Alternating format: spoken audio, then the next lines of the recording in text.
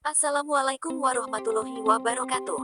Halo teman-teman Sobat UT, sebelum memulai belajar di video ini, kalian bisa berdoa terlebih dahulu agar dimudahkan dalam memahami materi kali ini. Berdoa dipersilahkan. Setelah selesai, kalian bisa memulai menonton video, teks dan audio ini ya. Selamat belajar. Jangan lupa subscribe-nya karena gratis. 3, 2, 1. Modul 2. Manajemen dan Organisasi Pertanahan. Kegiatan belajar 3. Organisasi pertanahan. A. Pengertian organisasi. Sebelum membahas organisasi pertanahan, alangkah baiknya kita mengetahui terlebih dahulu apa yang dimaksud dengan organisasi. Berikut ini akan dikemukakan beberapa pengertian organisasi. 1. Malayu S. P. Hasibuan. Organisasi organizing berasal dari kata organize yang berarti menciptakan struktur dengan bagian-bagian yang diintegrasikan sedemikian rupa sehingga hubungannya satu sama lain terikat oleh hubungan terhadap keseluruhannya. Organisasi diartikan menggambarkan pola-pola skema, bagan yang menunjukkan garis-garis perintah kedudukan karyawan, hubungan-hubungan yang ada, dan sebagainya. Organisasi hanya merupakan alat dan wadah tempat manajer melakukan kegiatan-kegiatannya untuk mencapai tujuan yang diinginkan. Hasibuan 2006/118. Organisasi adalah suatu sistem perserikatan formal, berstruktur, dan terkoordinasi dari sekelompok orang yang bekerja sama dalam mencapai tujuan tertentu. Organisasi hanya merupakan alat dan wadah. Hasibuan 2006/120. 2. Louisa Allen. We can divide organization as the process of identifying and grouping the work to be performed, defining and delegating responsibility and authority, and establishing relationships for the purpose of enabling people to work most effectively together in accomplishing objectives.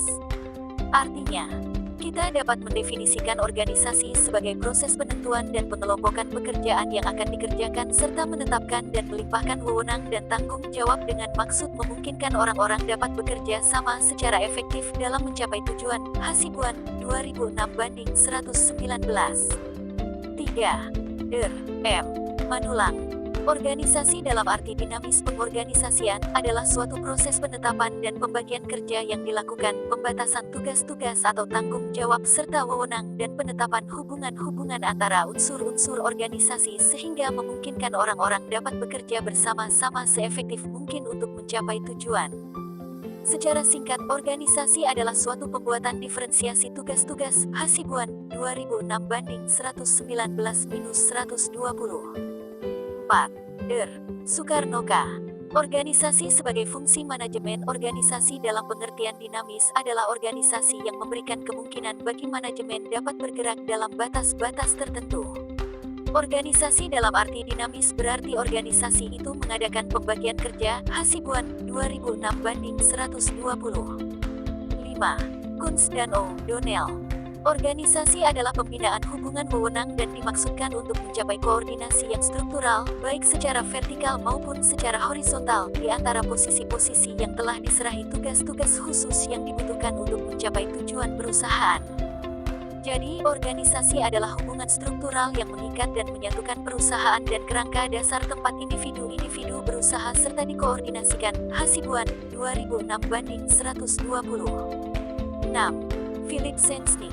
Organisasi adalah suatu sistem yang dinamis yang selalu berubah dan selalu menyesuaikan diri dengan tekanan internal eksternal dan selalu dalam proses evolusi yang kontinu. Hasibuan 2006/121. Menurut Hasibuan, beberapa aspek yang penting dari suatu organisasi diantaranya sebagai berikut. 1. Adanya tujuan tertentu yang ingin dicapai. 2. Adanya sistem kerjasama yang terstruktur dari sekelompok orang. 3. Adanya pembagian kerja dan hubungan kerja antara sesama karyawan. 4. Adanya penetapan dan pengelompokan pekerjaan yang terintegrasi. 5. Adanya keterikatan formal dan tata tertib yang harus ditaati. 6. Adanya pendelegasian wewenang dan koordinasi tugas-tugas. 7. Adanya unsur-unsur dan alat-alat organisasi. 8. Adanya penempatan orang-orang dan alat-alat organisasi. Hasibuan 2006/121-122. Unsur-unsur dari organisasi, menurut Hasibuan, sebagai berikut. 1. Manusia, human factor artinya organisasi baru ada jika ada unsur manusia yang bekerja sama, ada pemimpin, dan ada yang dipimpin, bawahan. 2. Tempat kedudukan artinya organisasi baru ada jika ada tempat kedudukannya.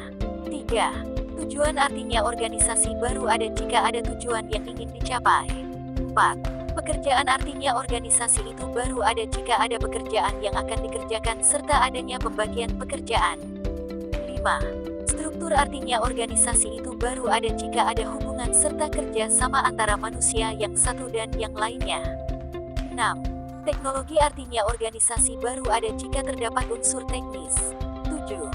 Lingkungan environment eksternal social system artinya organisasi itu baru ada jika ada lingkungan yang saling memengaruhi, misalnya ada sistem kerja sama sosial. Hasibuan 2006:122. Hubungan dari organisasi dengan manajemen sendiri. Menurut Hasibuan, bahwa pengorganisasian organizing adalah fungsi manajemen, sifatnya dinamis dan merupakan proses untuk memperoleh organisasi organization yang menjadi alat dan wadah manajer melakukan aktivitas-aktivitasnya dalam mencapai tujuan. Hasibuan 2006:120. Pentingnya organisasi dalam suatu manajemen sebagai berikut. 1. Organisasi adalah syarat utama adanya manajemen. Tanpa organisasi, manajemen itu tidak ada. 2. Organisasi merupakan wadah dan alat pelaksanaan proses manajemen dalam mencapai tujuan. 3. Organisasi adalah tempat kerja sama formal dari sekelompok orang dalam melakukan tugas-tugasnya. 4. Organisasi mempunyai tujuan yang ingin dicapai. Hasibuan 2006:122. B. Organisasi dan birokrasi ideal. Untuk terwujudnya organisasi yang baik, efektif, efisien, serta sesuai dengan kebutuhan, secara selektif harus didasarkan pada asas-asas prinsip-prinsip organisasi berikut. 1. Principles of Organizational Objectives, asas dan tujuan organisasi. Menurut asas ini, tujuan organisasi harus jelas dan rasional, apakah bertujuan untuk mendapatkan laba, bisnis organizational, atau untuk memberikan pelayanan public organization. Hal ini merupakan bagian penting dalam menentukan bentuk organisasi. 2. Principle of Unity Objective, asas kesatuan tujuan. Menurut asas ini, dalam suatu organisasi, perusahaan, harus ada kesatuan tujuan yang ingin dicapai. Organisasi secara keseluruhan dalam tiap-tiap bagiannya harus berusaha untuk mencapai tujuan tersebut. Organisasi akan kacau jika tidak ada kesatuan tujuan. 3. Principle of Unity of Command, asas kesatuan perintah. Menurut asas ini, hendaknya setiap bawahan menerima perintah ataupun memberikan pertanggungjawaban hanya kepada satu orang atasan, tetapi atasan dapat memerintah beberapa orang bawahan. 4. Principle of the Span of Management, asas pendelegasian wewenang. Menurut asas ini, seorang manajer hanya dapat memimpin secara efektif sejumlah bawahan tertentu, misalnya 3 sampai dengan 9 orang. Jumlah bawahan ini tergantung kecakapan dan kemampuan manajer bersangkutan. 5. Principle of Delegation of Authority, asas pendelegasian kewenangan. Menurut asas ini, hendaknya pendelegasian wewenang dari seorang atau sekelompok orang kepada orang lain jelas dan efektif sehingga ia mengetahui wewenangnya. 6. Principle of Parity of Authority and Responsibility, asas keseimbangan wewenang dan tanggung jawab. Menurut asas ini, hendaknya wewenang dan tanggung jawab harus seimbang. Wewenang yang didelegasikan dengan tanggung jawab yang timbul karenanya harus sama besarnya dan hendaknya wewenang yang didelegasikannya tidak meminta pertanggungjawaban yang lebih besar dari wewenang itu sendiri atau sebaliknya. 7. Principle of Responsibility, asas tanggung jawab. Menurut asas ini, hendaknya pertanggungjawaban dari bawahan terhadap atasan harus sesuai garis wewenang, line authority, dan pelimpahan wewenang. Seseorang hanya bertanggung jawab pada yang melimpahkan wewenang tersebut. 8. Principle of Departmentation, Principle of Division of Work sama dengan asas pembagian kerja.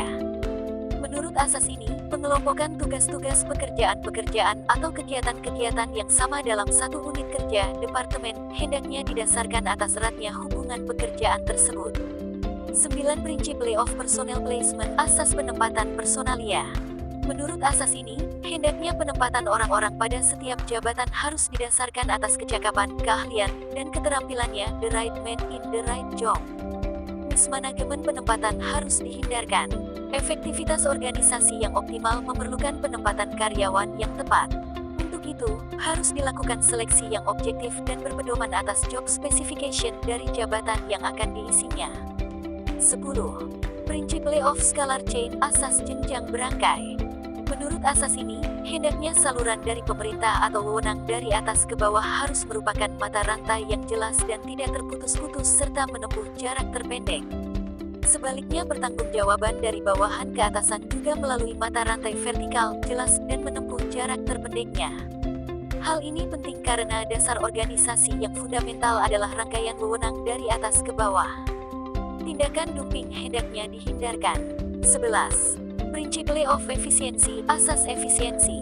Menurut asas ini, suatu organisasi dalam mencapai tujuannya harus dapat mencapai hasil yang optimal dengan pengorbanan yang minimal. 12. Prinsip layoff continuity, asas kesinambungan. Organisasi harus mengusahakan cara-cara untuk menjamin kelangsungan hidupnya. 13. Prinsip layoff coordination, asas koordinasi. Asas ini merupakan asas tindak lanjut dari asas organisasi lainnya. Koordinasi dimaksudkan untuk melakukan sinkronisasi dan integrasi segala tindakan supaya terarah pada sasaran yang ingin dicapai. Hasibuan 2006-123-126.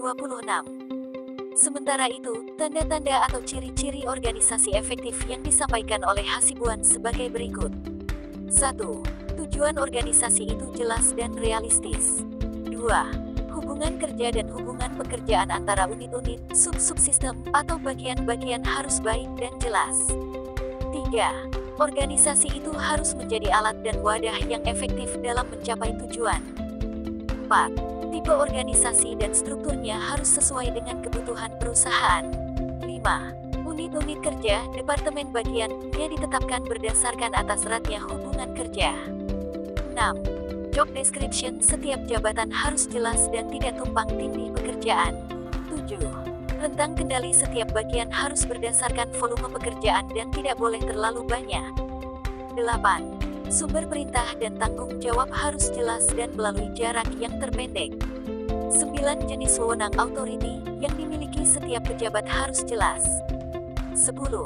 Mismanajemen penempatan karyawan tidak ada. 11. Hubungan antara bagian dan bagian lainnya jelas dan serasi. 12. Pembagian wewenang harus berdasarkan job description karyawan. 13. Diferensiasi, koordinasi, integrasi, dan sinkronisasi harus baik. 14. Organisasi harus luas dan fleksibel. 15. Organisasi harus mempunyai anggaran dasar dan anggaran rumah tangga. Dalam menjalankan manajemen pertanahan yang dijalankan oleh organisasi pertanahan, tentunya kita juga harus mempelajari konsep dari birokrasi. Konsep birokrasi dipelajari dalam manajemen pertanahan disebabkan organisasi yang menjalankan manajemen pertanahan merupakan organisasi pemerintah, organisasi publik. Tentunya apabila berkaitan dengan organisasi pemerintah kita akan bertemu dengan birokrasi beserta dengan organisasinya. Dengan demikian apabila kita mempelajari organisasi pertanahan itu berarti kita juga mempelajari suatu struktur organisasi birokrasi. Sebelum membahas suatu organisasi birokrasi atau struktur organisasi birokrasi yang ideal, berikut ini akan dikemukakan beberapa definisi dari birokrasi. Sampara Lukman mengutip pernyataan definisi birokrasi yang dikemukakan oleh Friedrich. Menurutnya, birokrasi merupakan organisasi yang ditandai oleh hierarki, spesialisasi peranan, dan tingkat kompetensi tinggi yang ditunjukkan oleh para pejabat yang terlatih untuk mengisi peran tersebut. Sampara Lukman, 2003-136. Selanjutnya, Sampara Lukman juga mengutip pernyataan dari Kristiadi dalam mendefinisikan birokrasi. Kristiadi menyatakan bahwa birokrasi yang dimaksudkan untuk melaksanakan penyelenggaraan bernegara dan pemerintahan, termasuk pelayanan umum dan pembangunan oleh masyarakat seringkali diartikan dalam konotasi yang berbeda. Birokrasi seolah-olah memberi kesan ada suatu proses panjang yang berbelit-belit apabila masyarakat akan menyelesaikan suatu urusan dengan aparatur pemerintah. Sampara Lukman, 2003-137. Seperti yang telah dikemukakan oleh Kristiadi, birokrasi pemerintah memiliki kesan yang rumit dan berbelit-belit. Untuk itu, penting bagi kita mempelajari bagaimana sebenarnya membuat suatu struktur organisasi birokrasi yang efektif dan efisien dalam menjalankan berbagai tugasnya. Tokoh yang terkenal dan memberikan sumbangan pemikirannya terkait birokrasi yang ideal adalah Weber. Pendapat Weber yang terdapat dalam Miftah Toha 2010-17-18 tipe ideal birokrasi yang rasional itu dilakukan dalam cara-cara berikut. 1. Individu pejabat secara personal bebas tetapi dibatasi oleh jabatannya manakala ia menjalankan tugas-tugas atau kepentingan individual dalam jabatannya. Pejabat tidak bebas menggunakan jabatannya untuk keperluan dan kepentingan pribadinya, termasuk keluarganya. 2. Jabatan-jabatan itu disusun dalam tingkatan hierarki dari atas ke bawah dan ke samping. Konsekuensinya ada jabatan atasan dan bawahan serta ada pula yang menyandang kekuasaan lebih besar dan ada yang lebih kecil. 3. Tugas dan fungsi masing-masing jabatan dalam hierarki itu secara spesifik berbeda satu sama lainnya. 4. Setiap pejabat mempunyai kontrak jabatan yang harus dijalankan. Uraian tugas job description masing-masing pejabat merupakan domain yang menjadi wewenang dan tanggung jawab yang harus dijalankan sesuai dengan kontrak. 5. Setiap pejabat diseleksi atas dasar kualifikasi profesionalitasnya. Setiap idealnya, hal tersebut dilakukan melalui ujian yang kompetitif. 6. Setiap pejabat mempunyai gaji, termasuk hak untuk menerima pensiun sesuai dengan tingkatan hierarki jabatan yang disandangnya. Setiap pejabat bisa memutuskan keluar dari pekerjaannya dan jabatannya sesuai dengan keinginannya dan kontraknya bisa diakhiri dalam keadaan tertentu. 7. Terdapat struktur pengembangan karir yang jelas dengan promosi berdasarkan senioritas dan merit sesuai dengan pertimbangan yang objektif. 8.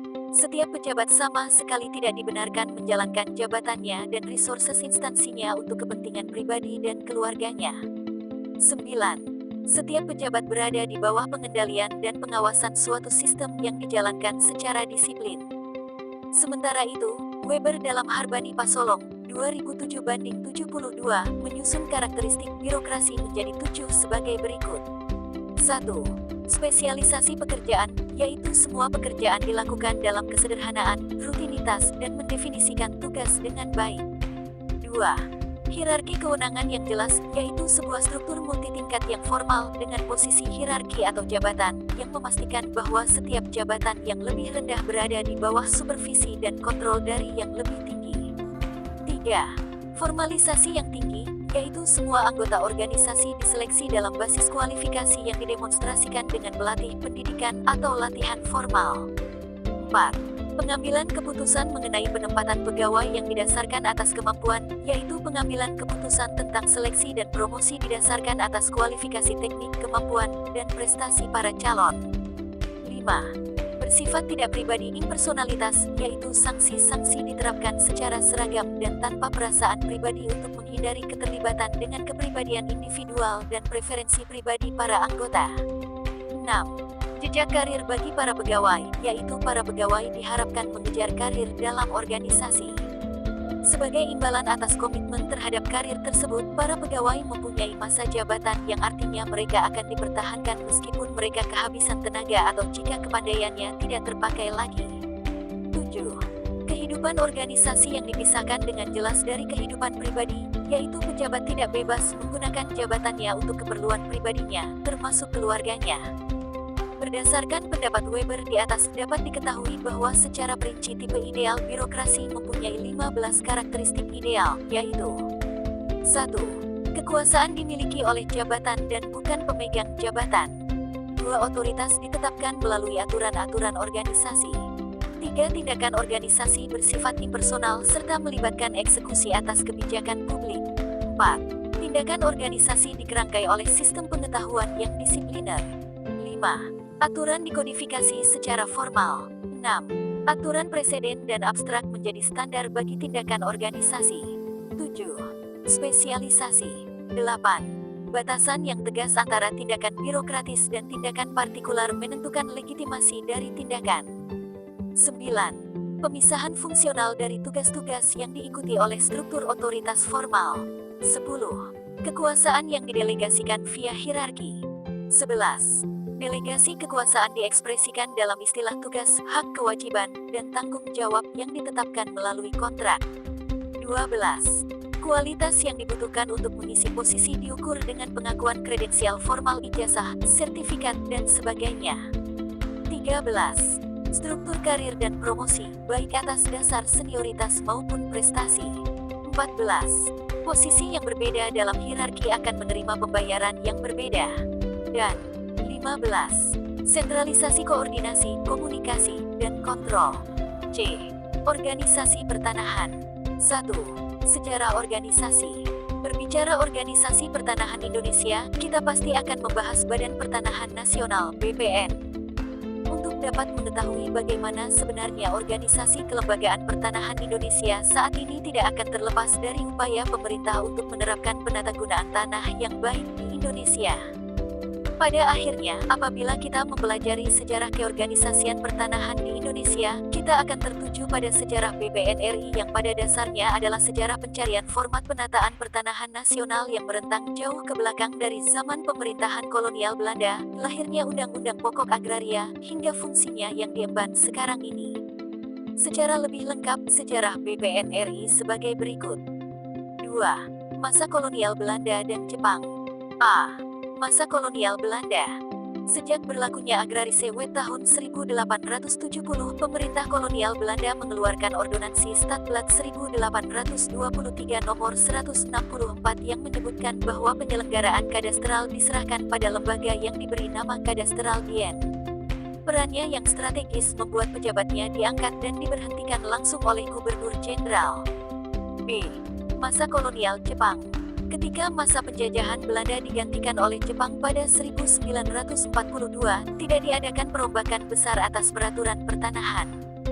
Kadastral Dien, misalnya, masih tetap di bawah Departemen Kehakiman, hanya namanya diganti menjadi Jawatan Pendaftaran Tanah dan kantornya bernama Kantor Pendaftaran Tanah.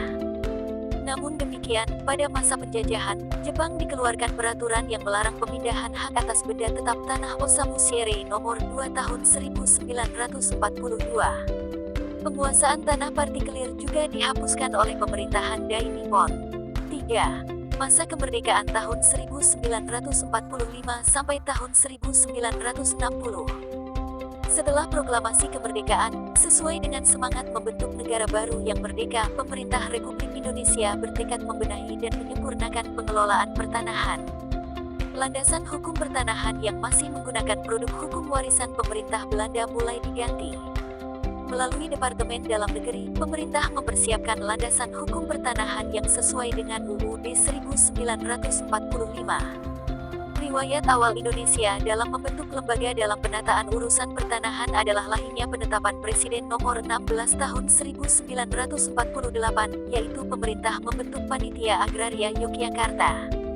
Berselang waktu 3 tahun kemudian, hadirlah keputusan Presiden nomor 36 tahun 1951 yang menjadi dasar pembentukan Panitia Agraria Jakarta yang menggantikan sekaligus membubarkan Panitia Agraria Yogyakarta. Pembentukan kedua Panitia Agraria itu sebagai upaya mempersiapkan lahirnya unifikasi hukum pertanahan yang sesuai dengan kepribadian bangsa Indonesia. Pertama kali hadirnya nomenklatur agraria dalam Kementerian Republik Indonesia dikukuhkan melalui keputusan Presiden nomor 55 tahun 1955, yaitu pemerintah membentuk Kementerian Agraria yang berdiri sendiri dan terpisah dari Departemen Dalam Negeri. Untuk mendesain suatu undang-undang pokok agraria, hadirlah keputusan Presiden nomor 1 tahun 1956 dibentuk Panitia Negara Urusan Agraria Yogyakarta yang sekaligus membubarkan Panitia Agraria Jakarta. Hadirnya nomenklatur Kementerian Agraria pada saat itu belum disertai dengan kewenangan dan perangkat untuk menangani pendaftaran tanah. Barulah pada tanggal 1 Juni tahun 1957, Panitia Negara Urusan Agraria selesai menyusun rancangan upah. Pada saat yang sama, berdasarkan keputusan Presiden nomor 190 tahun 1957, jawatan pendaftaran tanah yang semula berada di Kementerian Kehakiman dialihkan ke Kementerian Agraria. Tahun 1958, berdasarkan keputusan Presiden RI nomor 97 tahun 1958, Panitia Negara Urusan Agraria dibubarkan. Selanjutnya, pada tanggal 24 April tahun 1958, rancangan Undang-Undang Agraria Nasional diajukan ke Dewan Perwakilan Rakyat. 4. 4. Lahirnya UPA dan masa sesudahnya, tahun 1960 sampai tahun 1965. Titik tolak reformasi hukum pertanahan nasional terjadi pada tanggal 24 September tahun 1960. Pada hari itu, Rancangan Undang-Undang Pokok Agraria (UPA) disetujui dan disahkan menjadi Undang-Undang Nomor 5 Tahun 1960. Dengan berlakunya UPA tersebut, untuk pertama kalinya, pengaturan tanah di Indonesia menggunakan produk hukum nasional yang bersumber dari hukum adat. Dengan ini pula, Agrarise Wet dinyatakan dicabut dan tidak berlaku. Hadirnya UPA ini juga menyudahi dualisme hukum dalam pengelolaan pertanahan di Indonesia. Susunan organisasi dari Departemen Agraria ditetapkan pada tahun 1964 melalui Peraturan Menteri Agraria Nomor 1 Tahun 1964. Dengan Peraturan Menteri Agraria Nomor 1 Tahun 1964 tersebut, ditetapkanlah tugas, susunan, dan pimpinan Departemen Agraria. Peraturan tersebut akhirnya disempurnakan melalui Peraturan Menteri Agraria Nomor 1 Tahun 1965 yang mengurai tugas Departemen Agraria serta menambahkan Direktorat Transmigrasi dan Kehutanan ke dalam susunan organisasinya. Dengan demikian, kehadiran Peraturan Menteri Agraria Nomor 1 Tahun 1965 menyebabkan terjadinya penggabungan antara Kantor Inspeksi Agraria Departemen Dalam Negeri, Direktorat Tata Bumi Departemen Pertanian, dan Kantor Pendaftaran Tanah Departemen Kehakiman. 5. Orde Baru tahun 1965 sampai tahun 1988. Departemen Agraria kembali diciutkan pada tahun 1965 secara kelembagaan diubah menjadi Direktorat Jenderal. Meskipun organisasinya menjadi lebih ramping, cakupannya ditambah dengan Direktorat Bidang Transmigrasi sehingga namanya menjadi Direktorat Jenderal Agraria dan Transmigrasi yang secara hierarkis berada di bawah Departemen Dalam Negeri. Perampingan organisasi ini dilakukan oleh pemerintah Orde Baru dengan alasan efisiensi dan penyederhanaan organisasi. Pada tahun 1965 terjadi perubahan untuk kedua kalinya, yaitu keorganisasian yang terkait dengan masalah transmigrasi ditarik ke dalam Departemen Veteran, Transmigrasi, dan Koperasi. Melalui perubahan tersebut, terjadi perubahan organisasi yang mendasar. Nomenklatur organisasinya juga mengalami perubahan menjadi Direktorat Jenderal Agraria yang tetap menjadi salah satu bagian dari Departemen Dalam Negeri. Perkembangan organisasi pertanahan kembali diperbaiki pada tahun 1972 melalui dicabutnya Keputusan Menteri Dalam Negeri Nomor 145 Tahun 1969 dan digantikan oleh Keputusan Menteri Dalam Negeri Nomor 88 Tahun 1972. Dengan hadirnya Keputusan Menteri Dalam Negeri Nomor 83 Tahun 1972, terjadi penyatuan instansi agraria di daerah. Di tingkat provinsi, dibentuk Kantor Direktorat Agraria Provinsi, sedangkan di tingkat kabupaten, kota dibentuk Kantor Subdirektorat Agraria Kabupaten Kota Matia. 6. Berdirinya BBN dan masa sesudahnya, tahun 1988 sampai tahun 1993. Tahun 1988 merupakan tonggak bersejarah karena saat itu terbit Keputusan Presiden Nomor 26 Tahun 1988 tentang Badan Pertanahan Nasional. Sejalan dengan meningkatnya pembangunan nasional yang menjadi tema sentral proyek ekonomi politik Orde Baru, kebutuhan akan tanah juga makin meningkat. Persoalan yang dihadapi Direktorat Jenderal Agraria bertambah berat dan rumit. Mengatasi hal tersebut, status Direktorat Jenderal Agraria ditingkatkan menjadi lembaga pemerintah non-departemen dengan nama Badan Pertanahan Nasional. Dengan lahirnya Keputusan Presiden Nomor 26 Tahun 1988 tersebut, Badan Pertanahan Nasional bertanggung jawab langsung kepada Presiden. 7. Periode tahun 1993 sampai tahun 1998. Berdasarkan Keputusan Presiden Nomor 96 Tahun 1993, tugas Kepala Badan Pertanahan Nasional kini dirangkap oleh Menteri Negara Agraria. Kedua lembaga tersebut dipimpin oleh satu orang sebagai Menteri Negara Agraria, Kepala Badan Pertanahan Nasional. Dalam pelaksanaan tugasnya, Kantor Menteri Negara Agraria berkonsentrasi merumuskan kebijakan yang bersifat koordinasi, sedangkan Badan Pertanahan Nasional lebih berkonsentrasi pada hal-hal yang bersifat operasional.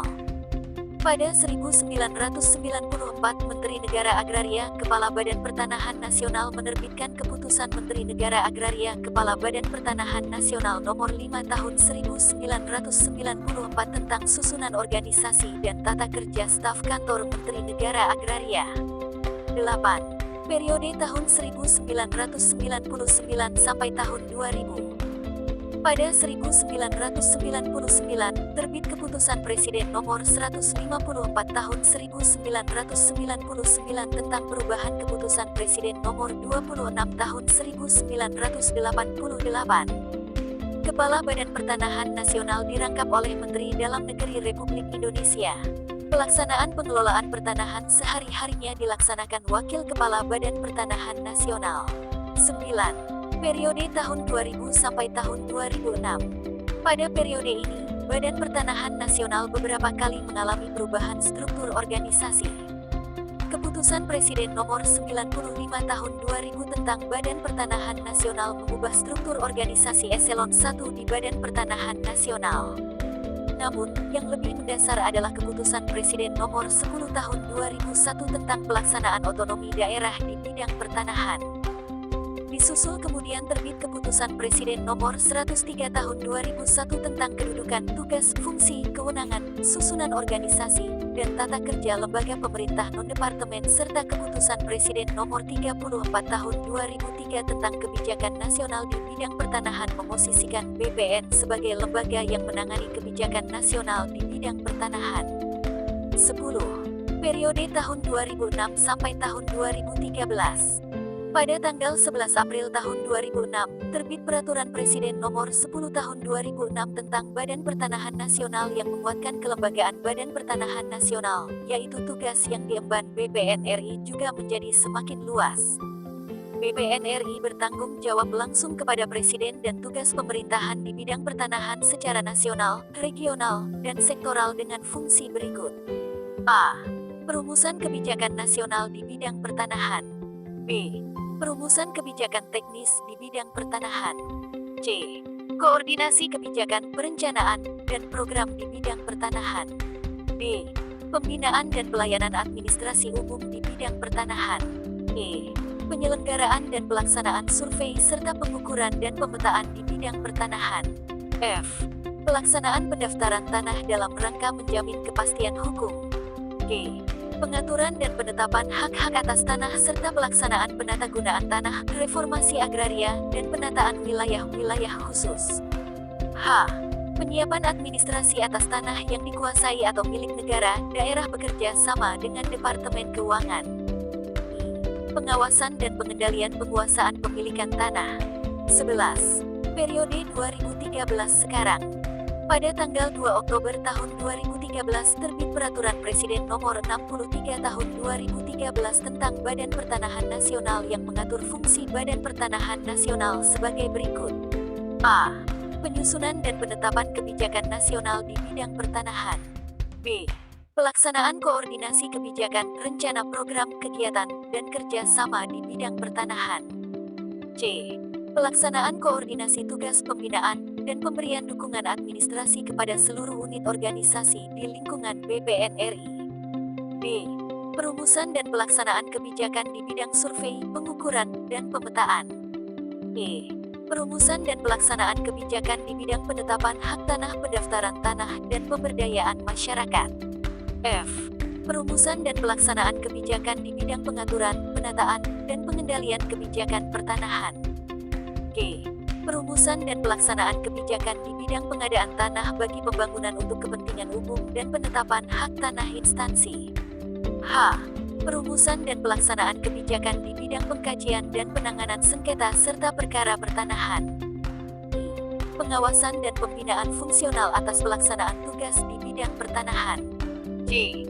Pelaksanaan pengelolaan data informasi lahan pertanian pangan berkelanjutan dan informasi di bidang pertanahan. K. Pelaksanaan pengkajian dan pengembangan hukum pertanahan. L. Pelaksanaan penelitian dan pengembangan di bidang pertanahan. M. Pelaksanaan pembinaan, pendidikan, pelatihan, dan pengembangan sumber daya manusia di bidang pertanahan. Serta N. Penyelenggaraan dan pelaksanaan fungsi lain di bidang pertanahan sesuai dengan ketentuan peraturan perundang-undangan. 12. Struktur organisasi. Keorganisasian bidang pertanahan di Indonesia seperti yang tertuang dalam Perpres Nomor 20 Tahun 2015 terbagi dalam 3 tingkatan yang terdiri atas BPN RI pada tingkat pusat, kantor wilayah pertanahan pada tingkat provinsi, dan kantor pertanahan pada tingkat kabupaten kota. A. BPN RI. Untuk dapat mengetahui secara lebih detail tugas pokok dan fungsi dari BPN RI, tentunya kita juga harus mengetahui struktur organisasinya terlebih dahulu. Barulah setelah itu kita dapat mengetahui tugas pokok dan fungsi dari organisasi BPN RI dengan mengetahui secara perinci kewenangan, tugas pokok dan juga fungsi dari setiap bagian organisasi BPN RI tersebut. Berikut ini adalah struktur organisasi dari BPN RI. Kepala Badan Pertahanan Nasional Republik Indonesia, Inspektorat Utama, Sekretaris Utama, Deputi Bidang Survei, Pengukuran dan Pemetaan, Deputi 1. Deputi Bidang Hak Tanah dan Pendaftaran Tanah, Deputi 2. Deputi Bidang Pengaturan dan Penataan Pertanahan, Deputi 3. Deputi Bidang Pengendalian Pertanahan dan Pemberdayaan Masyarakat, Deputi 4. Deputi Bidang Pengkajian dan Penanganan Sengketa dan Konflik Pertanahan, Deputi 5. Pusat Data dan Informasi Pertanahan, Pusat Hukum dan Hubungan Masyarakat, Pusat Penelitian dan Pengembangan, Pusat Pendidikan dan Pelatihan, Sekolah Tinggi Pertanahan Nasional. Sumber, Badan Pertanahan Nasional tahun 2015. Kewenangan BPN berdasarkan Peraturan Kepala BPN RI Nomor 2 Tahun 2013 sebagai berikut. 1. Kepala Badan Pertanahan Nasional Republik Indonesia menetapkan pemberian hak atas tanah yang diberikan secara umum. 2. Kepala Badan Pertanahan Nasional Republik Indonesia memberi keputusan mengenai pemberian hak atas tanah yang tidak dilimpahkan kewenangannya kepada Kepala Kanwil BPN atau Kepala Kantor Pertanahan. Berdasarkan Pasal 3 Peraturan Kepala BPN Nomor 1 Tahun 2014 tentang Organisasi dan Tata Kerja BPN RI, fungsi dari BPN RI secara perinci sebagai berikut. 1. Penyusunan dan penetapan kebijakan nasional di bidang pertanahan. 2. Pelaksanaan koordinasi kebijakan, rencana program, kegiatan, dan kerja sama di bidang pertanahan. 3. Pelaksanaan koordinasi tugas pembinaan dan pemberian dukungan administrasi kepada seluruh unit organisasi di lingkungan BPN RI. 4. Perumusan dan pelaksanaan kebijakan di bidang survei, pengukuran, dan pemetaan. 5. Perumusan dan pelaksanaan kebijakan di bidang penetapan hak tanah dan pemberdayaan masyarakat. 6. Perumusan dan pelaksanaan kebijakan di bidang pengaturan, penataan dan pengendalian kebijakan pertanahan. 7. Perumusan dan pelaksanaan kebijakan di bidang pengadaan tanah bagi pembangunan untuk kepentingan umum dan penetapan hak tanah instansi. 8. Perumusan dan pelaksanaan kebijakan di bidang pengkajian dan penanganan sengketa dan perkara pertanahan. 9. Pengawasan dan pembinaan fungsional atas pelaksanaan tugas di bidang pertanahan. 10. Pelaksanaan pengelolaan data informasi lahan pertanian pangan berkelanjutan dan informasi di bidang pertanahan. 11. Pelaksanaan pengkajian dan pengembangan hukum pertanahan. 12. Pelaksanaan penelitian dan pengembangan di bidang pertanahan. 13. Pelaksanaan pembinaan, pendidikan, pelatihan, dan pengembangan sumber daya manusia di bidang pertanahan dan 14. Penyelenggaraan dan pelaksanaan fungsi lain di bidang pertanahan sesuai dengan ketentuan peraturan perundang-undangan. Berdasarkan Peraturan Kepala BPN Nomor 1 Tahun 2014, secara perinci tugas pokok dan fungsi dari komponen organisasi BPN RI sebagai berikut. B. Kepala BPN RI. Kepala BPN RI mempunyai tugas memimpin BPN RI. C. Sekretariat Utama. Sekretariat Utama mempunyai tugas melaksanakan koordinasi pelaksanaan tugas pembinaan dan pemberian dukungan administrasi kepada seluruh unit organisasi di lingkungan BPN RI. Fungsi dari Sekretariat Utama sebagai berikut. 1. Koordinasi kegiatan di lingkungan BPN RI. 2. Koordinasi penyusunan rencana program dan kegiatan di lingkungan BPN RI. 3. Pembinaan dan pemberian dukungan administrasi yang meliputi ketatausahaan, kepegawaian, keuangan, kerumah tanggaan, arsip, dan dokumentasi di lingkungan BPN RI. 4. Pembinaan dan penyelenggaraan organisasi dan tata laksana kerja sama dengan lembaga lain dan hubungan masyarakat. 5. 5. Penyelenggaraan pengelolaan barang milik negara, kekayaan negara. 6. Pembinaan, pendidikan, pelatihan, penelitian dan pengembangan, data dan informasi, hubungan masyarakat, serta protokol di lingkungan BPN RI. 7. Koordinasi dan penyusunan peraturan perundang-undangan. Dan 8. Pelaksanaan tugas lain yang diberikan oleh Kepala BPN RI. Struktur organisasi dari Sekretariat Utama terdiri atas 1. Biro Perencanaan dan Kerjasama. 2. Biro Organisasi dan Kepegawaian. 3. Biro Tata Usaha Pimpinan dan Protokol. 4. Biro Keuangan dan Pelaksanaan Anggaran. Dan 5. Biro Umum. D. Deputi Bidang Survei, Pengukuran, dan Pemetaan, Deputi 1. Deputi 1 mempunyai tugas merumuskan dan melaksanakan kebijakan di bidang survei, pengukuran, dan pemetaan. Fungsi dari Deputi I diantaranya sebagai berikut.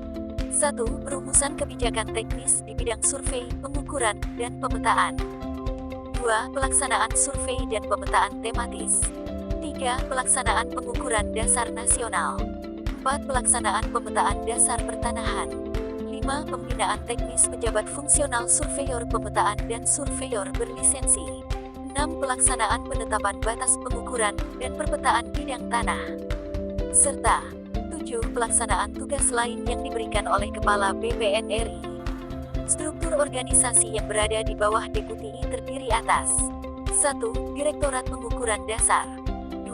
Direktorat Pemetaan Dasar. 3. Direktorat Penetapan Batas. Dan 4. Direktorat Survei dan Pemetaan Tematis. E. Deputi Bidang Hak Tanah, Pendaftaran Tanah dan Pemberdayaan Masyarakat Deputi 2. Deputi 2 mempunyai tugas merumuskan dan melaksanakan kebijakan di bidang pengaturan dan penetapan hak tanah, pendaftaran tanah dan guna ruang, serta land reform dan pemberdayaan masyarakat.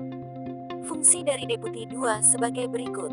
1. Perumusan kebijakan teknis di bidang hak tanah, pendaftaran tanah, pengaturan dan penetapan penguasaan dan pemilikan tanah, program strategis, serta pemberdayaan masyarakat. 2. Pelaksanaan pengaturan dan penetapan hak atas tanah. 3. Pelaksanaan pengaturan dan penetapan hak guna ruang dan pembinaan teknis pejabat pembuat akta tanah. 4. Pelaksanaan pengaturan dan penetapan penguasaan dan pemilikan tanah, land reform. 5. Pengelolaan program strategis dan pemberdayaan masyarakat di bidang pertanahan. 6. Pelaksanaan tugas lain yang diberikan oleh Kepala BPN RI. Struktur organisasi yang berada di bawah Deputi 2 terdiri atas 1. Direktorat Pengaturan dan Penetapan Hak Tanah. 2. Direktorat Pendaftaran Hak Tanah dan Guna Ruang. 3. Direktorat Land Reform. 4. Direktorat Pemberdayaan Masyarakat. F. Deputi Bidang Pengaturan dan Pengendalian Pertanahan, Deputi 3. Deputi 3 mempunyai tugas merumuskan dan melaksanakan kebijakan di bidang pengaturan, penataan, dan pengendalian pertanahan. Fungsi dari Deputi 3 sebagai berikut. 1. Perumusan kebijakan teknis di bidang pengaturan, penataan, serta pemanfaatan dan penggunaan tanah, pengendalian kebijakan pertanahan, pengelolaan tanah terlantar, pengelolaan tanah negara dan tanah kritis, serta pengelolaan dan pendataan informasi tanah pertanian pangan berkelanjutan. 2. Penyiapan peruntukan, persediaan, pemeliharaan, dan penggunaan tanah. 3. Penataan pertanahan wilayah pesisir, pulau-pulau kecil, perbatasan, dan wilayah tertentu lainnya. 4. Pengelolaan tanah negara dan tanah kritis. 5. Pengelolaan dan pendataan informasi tanah pertanian pangan berkelanjutan. 6. Pelaksanaan pengendalian kebijakan dan program pertanahan. 7. Penertiban dan pendayagunaan tanah terlantar. 8. Pelaksanaan tugas lain yang diberikan oleh Kepala BPN RI. Struktur organisasi yang berada di bawah Deputi 3 terdiri atas 1. Direktorat Penatagunaan Tanah. 2. Direktorat Penataan Wilayah Pesisir, Pulau-pulau Kecil, Perbatasan dan Wilayah Tertentu. 3. Direktorat Pemantauan dan Pembinaan Pertanahan. Dan 4. Direktorat Penertiban dan Pendayagunaan Tanah Terlantar. G. Deputi Bidang Pengadaan Tanah untuk Kepentingan Umum, Deputi 4. Deputi 4 mempunyai tugas merumuskan dan melaksanakan kebijakan di bidang pengadaan tanah bagi pembangunan untuk kepentingan umum, penetapan hak tanah instansi, penilaian tanah, dan konsolidasi tanah. Fungsi dari Deputi 4 sebagai berikut.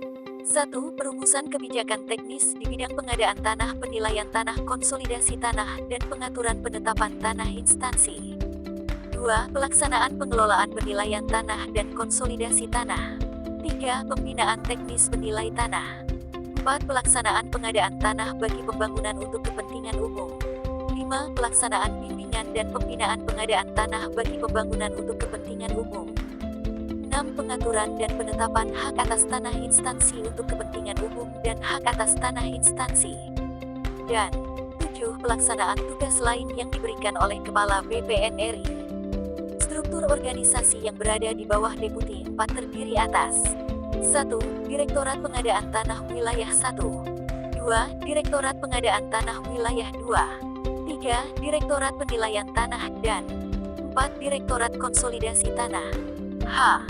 Deputi Bidang Penanganan Sengketa dan Perkara Pertanahan, Deputi 5. Deputi 5 mempunyai tugas merumuskan dan melaksanakan kebijakan pengkajian dan penanganan sengketa dan perkara pertanahan. Fungsi dari Deputi 5 diantaranya sebagai berikut. 1. Perumusan kebijakan teknis di bidang pengkajian dan penanganan sengketa dan perkara pertanahan. 2. Pelaksanaan pengkajian dan pemetaan secara sistematis berbagai masalah, sengketa, dan perkara pertanahan. 3. Penanganan masalah, sengketa, dan perkara pertanahan secara hukum dan non-hukum. 4. Penyelenggaraan dan pelaksanaan alternatif penyelesaian masalah, sengketa, dan perkara pertanahan melalui bentuk mediasi, fasilitasi, dan lainnya. 5. Penyelenggaraan dan pelaksanaan putusan lembaga peradilan yang berkaitan dengan pertanahan. 6. Pelaksanaan pembatalan dan penghentian hubungan hukum antara orang atau badan hukum dengan tanah sesuai dengan ketentuan perundang-undangan. 7. Pelaksanaan pengelolaan informasi strategis sengketa perkara pertanahan. 8. Pelaksanaan pemberian bantuan hukum. Dan 9. Pelaksanaan tugas lain yang diberikan oleh Kepala BPN RI. Struktur organisasi yang berada di bawah Deputi 5 terdiri atas 1. Direktorat Sengketa dan Konflik Pertanahan. 2. Direktorat Perkara Pertanahan. Dan 3. Direktorat Informasi Strategis dan Bantuan Hukum. Inspektorat Utama. Inspektorat Utama mempunyai tugas melaksanakan pengawasan internal di lingkungan BPN RI. Fungsi dari Inspektorat Utama sebagai berikut. 1. Perumusan kebijakan pengawasan fungsional di lingkungan BPN RI. 2. Pelaksanaan pengawasan kinerja dan keuangan serta pengawasan untuk tujuan tertentu atas petunjuk kepala. 3. Penyelenggaraan dan pelaksanaan urusan administrasi Inspektorat Utama. 4. Pelaksanaan penyusunan laporan hasil pengawasan. 5. Pelaksanaan administrasi Inspektorat. Dan 6. Pelaksanaan tugas lain yang diberikan oleh Kepala BPN RI. Struktur organisasi Inspektorat Utama terdiri atas Inspektorat Wilayah 1, Inspektorat Wilayah 2, Inspektorat Wilayah 3, Inspektorat Wilayah 4, Inspektorat Wilayah 5, Bagian Tata Usaha, dan Kelompok Jabatan Fungsional Auditor. J. Pusat Hukum dan Hubungan Masyarakat. Pusat Hukum dan Hubungan Masyarakat mempunyai tugas melaksanakan penyusunan, pengkajian, serta evaluasi peraturan perundang-undangan dan kebijakan hukum pertanahan, pertimbangan hukum, jaringan dokumentasi dan informasi hukum, hubungan masyarakat dan hubungan antar lembaga, serta pengelolaan media center berdasarkan kebijakan yang ditetapkan oleh Kepala. Fungsi dari Pusat Hukum dan Hubungan Masyarakat sebagai berikut. 1. Pengkajian, pengembangan, penyusunan, serta evaluasi peraturan perundang-undangan dan kebijakan hukum pertanahan. 2. Pemberian pendapat dan pertimbangan hukum. 3. Penyiapan naskah-naskah yang berkaitan dengan keputusan, perjanjian, dan kerjasama. 4. Pengumpulan dan analisis peraturan dan putusan pengadilan yang berkaitan dengan pertanahan. 5. Pendokumentasian, pendistribusian, dan publikasi peraturan perundang-undangan serta autentifikasi produk hukum yang ditetapkan oleh Kepala BPN RI. 6. Pengelolaan jaringan dokumentasi dan informasi hukum. Dan 7. Pelaksanaan hubungan masyarakat, hubungan antar lembaga publikasi, pameran, dan diseminasi informasi serta pengelolaan media center dan pengaduan masyarakat. Dan 8. Pelaksanaan tugas lain yang diberikan oleh Kepala BPN RI. Struktur organisasi Pusat Hukum dan Hubungan Masyarakat terdiri atas 1. Bidang perundang-undangan. 2. Bidang hubungan masyarakat. 3. 3. Bidang publikasi, jaringan dokumentasi dan informasi hukum. 4. Subbagian tata usaha. Dan 5. Kelompok jabatan fungsional perancang peraturan perundang-undangan. K. Pusat Data dan Informasi Pertanahan dan Lahan Pertanian Pangan Berkelanjutan Pusdatin Pertanahan dan LP2B. Pusdatin Pertanahan dan LP2B mempunyai tugas melaksanakan penyusunan rencana, strategi, serta pengembangan dan penerapan teknologi informasi dan komunikasi TIK dan sistem pengelolaan informasi pertanahan dan lahan pertanian pangan berkelanjutan LP2B, lahan cadangan pertanian pangan berkelanjutan LCP2B dalam kerangka pembangunan sistem informasi manajemen pertanahan nasional (Sintanas). Fungsi dari Pusdatin Pertanahan dan LP2B sebagai berikut. 1. Perencanaan, penyusunan strategi dan pemantauan evaluasi bagi pembangunan, pengembangan dan penerapan sistem perangkat lunak, perangkat keras, infrastruktur dan jaringan komunikasi TIK, serta sistem pengelolaan data dan penyajian informasi pertanahan dan LP2B LCP2B dalam kerangka pembangunan dan pengembangan Sintanas. 2. Pembangunan, pengembangan dan penerapan sistem perangkat lunak, perangkat keras, infrastruktur dan jaringan komunikasi telek, serta sistem pengelolaan data dan penyajian informasi pertanahan dan LP2B LCP2B dalam kerangka pembangunan dan pengembangan Sintanas.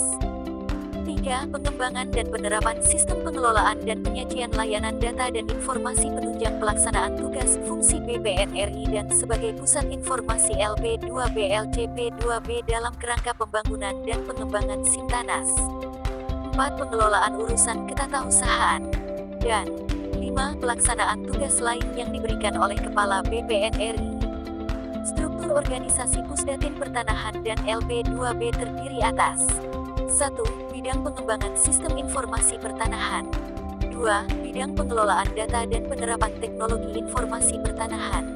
3. Bidang sistem informasi dan administrasi lahan pertanian pangan berkelanjutan. 4. Subbagian tata usaha. Dan 5. Kelompok jabatan fungsional. I. Pusat Penelitian dan Pengembangan Puslitbang. Puslitbang mempunyai tugas melaksanakan penelitian dan pengembangan politik, ekonomi, sosial, budaya, hukum, dan teknologi di bidang pertanahan. Fungsi dari Puslitbang sebagai berikut. 1. Penyusunan kebijakan teknis, rencana, dan strategi di bidang penelitian dan pengembangan. 2. Penyusunan rencana program, serta anggaran penelitian dan pengembangan. 3. Pelaksanaan penelitian dan pengembangan. 4. Koordinasi dan kerja sama penelitian dan pengembangan. 5. Pengelolaan informasi di bidang penelitian dan pengembangan. 6. Pemantauan evaluasi, serta pelaporan penelitian dan pengembangan. 7. Penguatan kelembagaan penelitian dan pengembangan. 8. Pelaksanaan administrasi. Dan 9. Pelaksanaan tugas lain yang diberikan oleh Kepala BPN-RI. Struktur organisasi Puslitbang terdiri atas Subbagian Tata Usaha dan Kelompok Jabatan Fungsional Peneliti. M. Pusat Pendidikan dan Pelatihan Pusdiklat.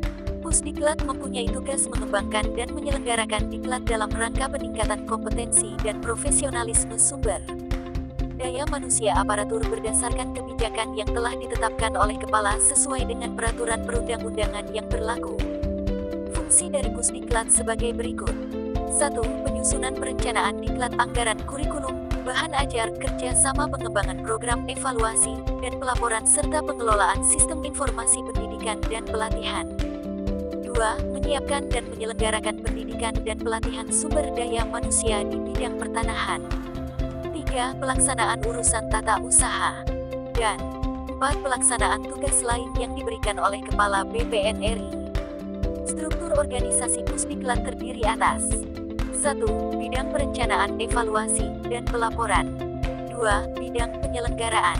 3. Subbagian tata usaha. Dan 4. Kelompok jabatan fungsional Widyaiswara. Pada lingkungan organisasi BPN-RI, terdapat organ pendukung kerja yang disebut sebagai staf khusus dan kelompok jabatan fungsional. Staf khusus yang terdapat dalam struktur organisasi BPN-RI dapat diangkat oleh BPN-RI dan berjumlah paling banyak 3 orang. Staf khusus pada lingkungan BPN-RI bertugas memberikan saran dan pertimbangan kepada Kepala BPN-RI sesuai dengan penugasan Kepala BPN-RI dan dalam melaksanakan tugasnya staf khusus difasilitasi oleh Sekretariat Utama.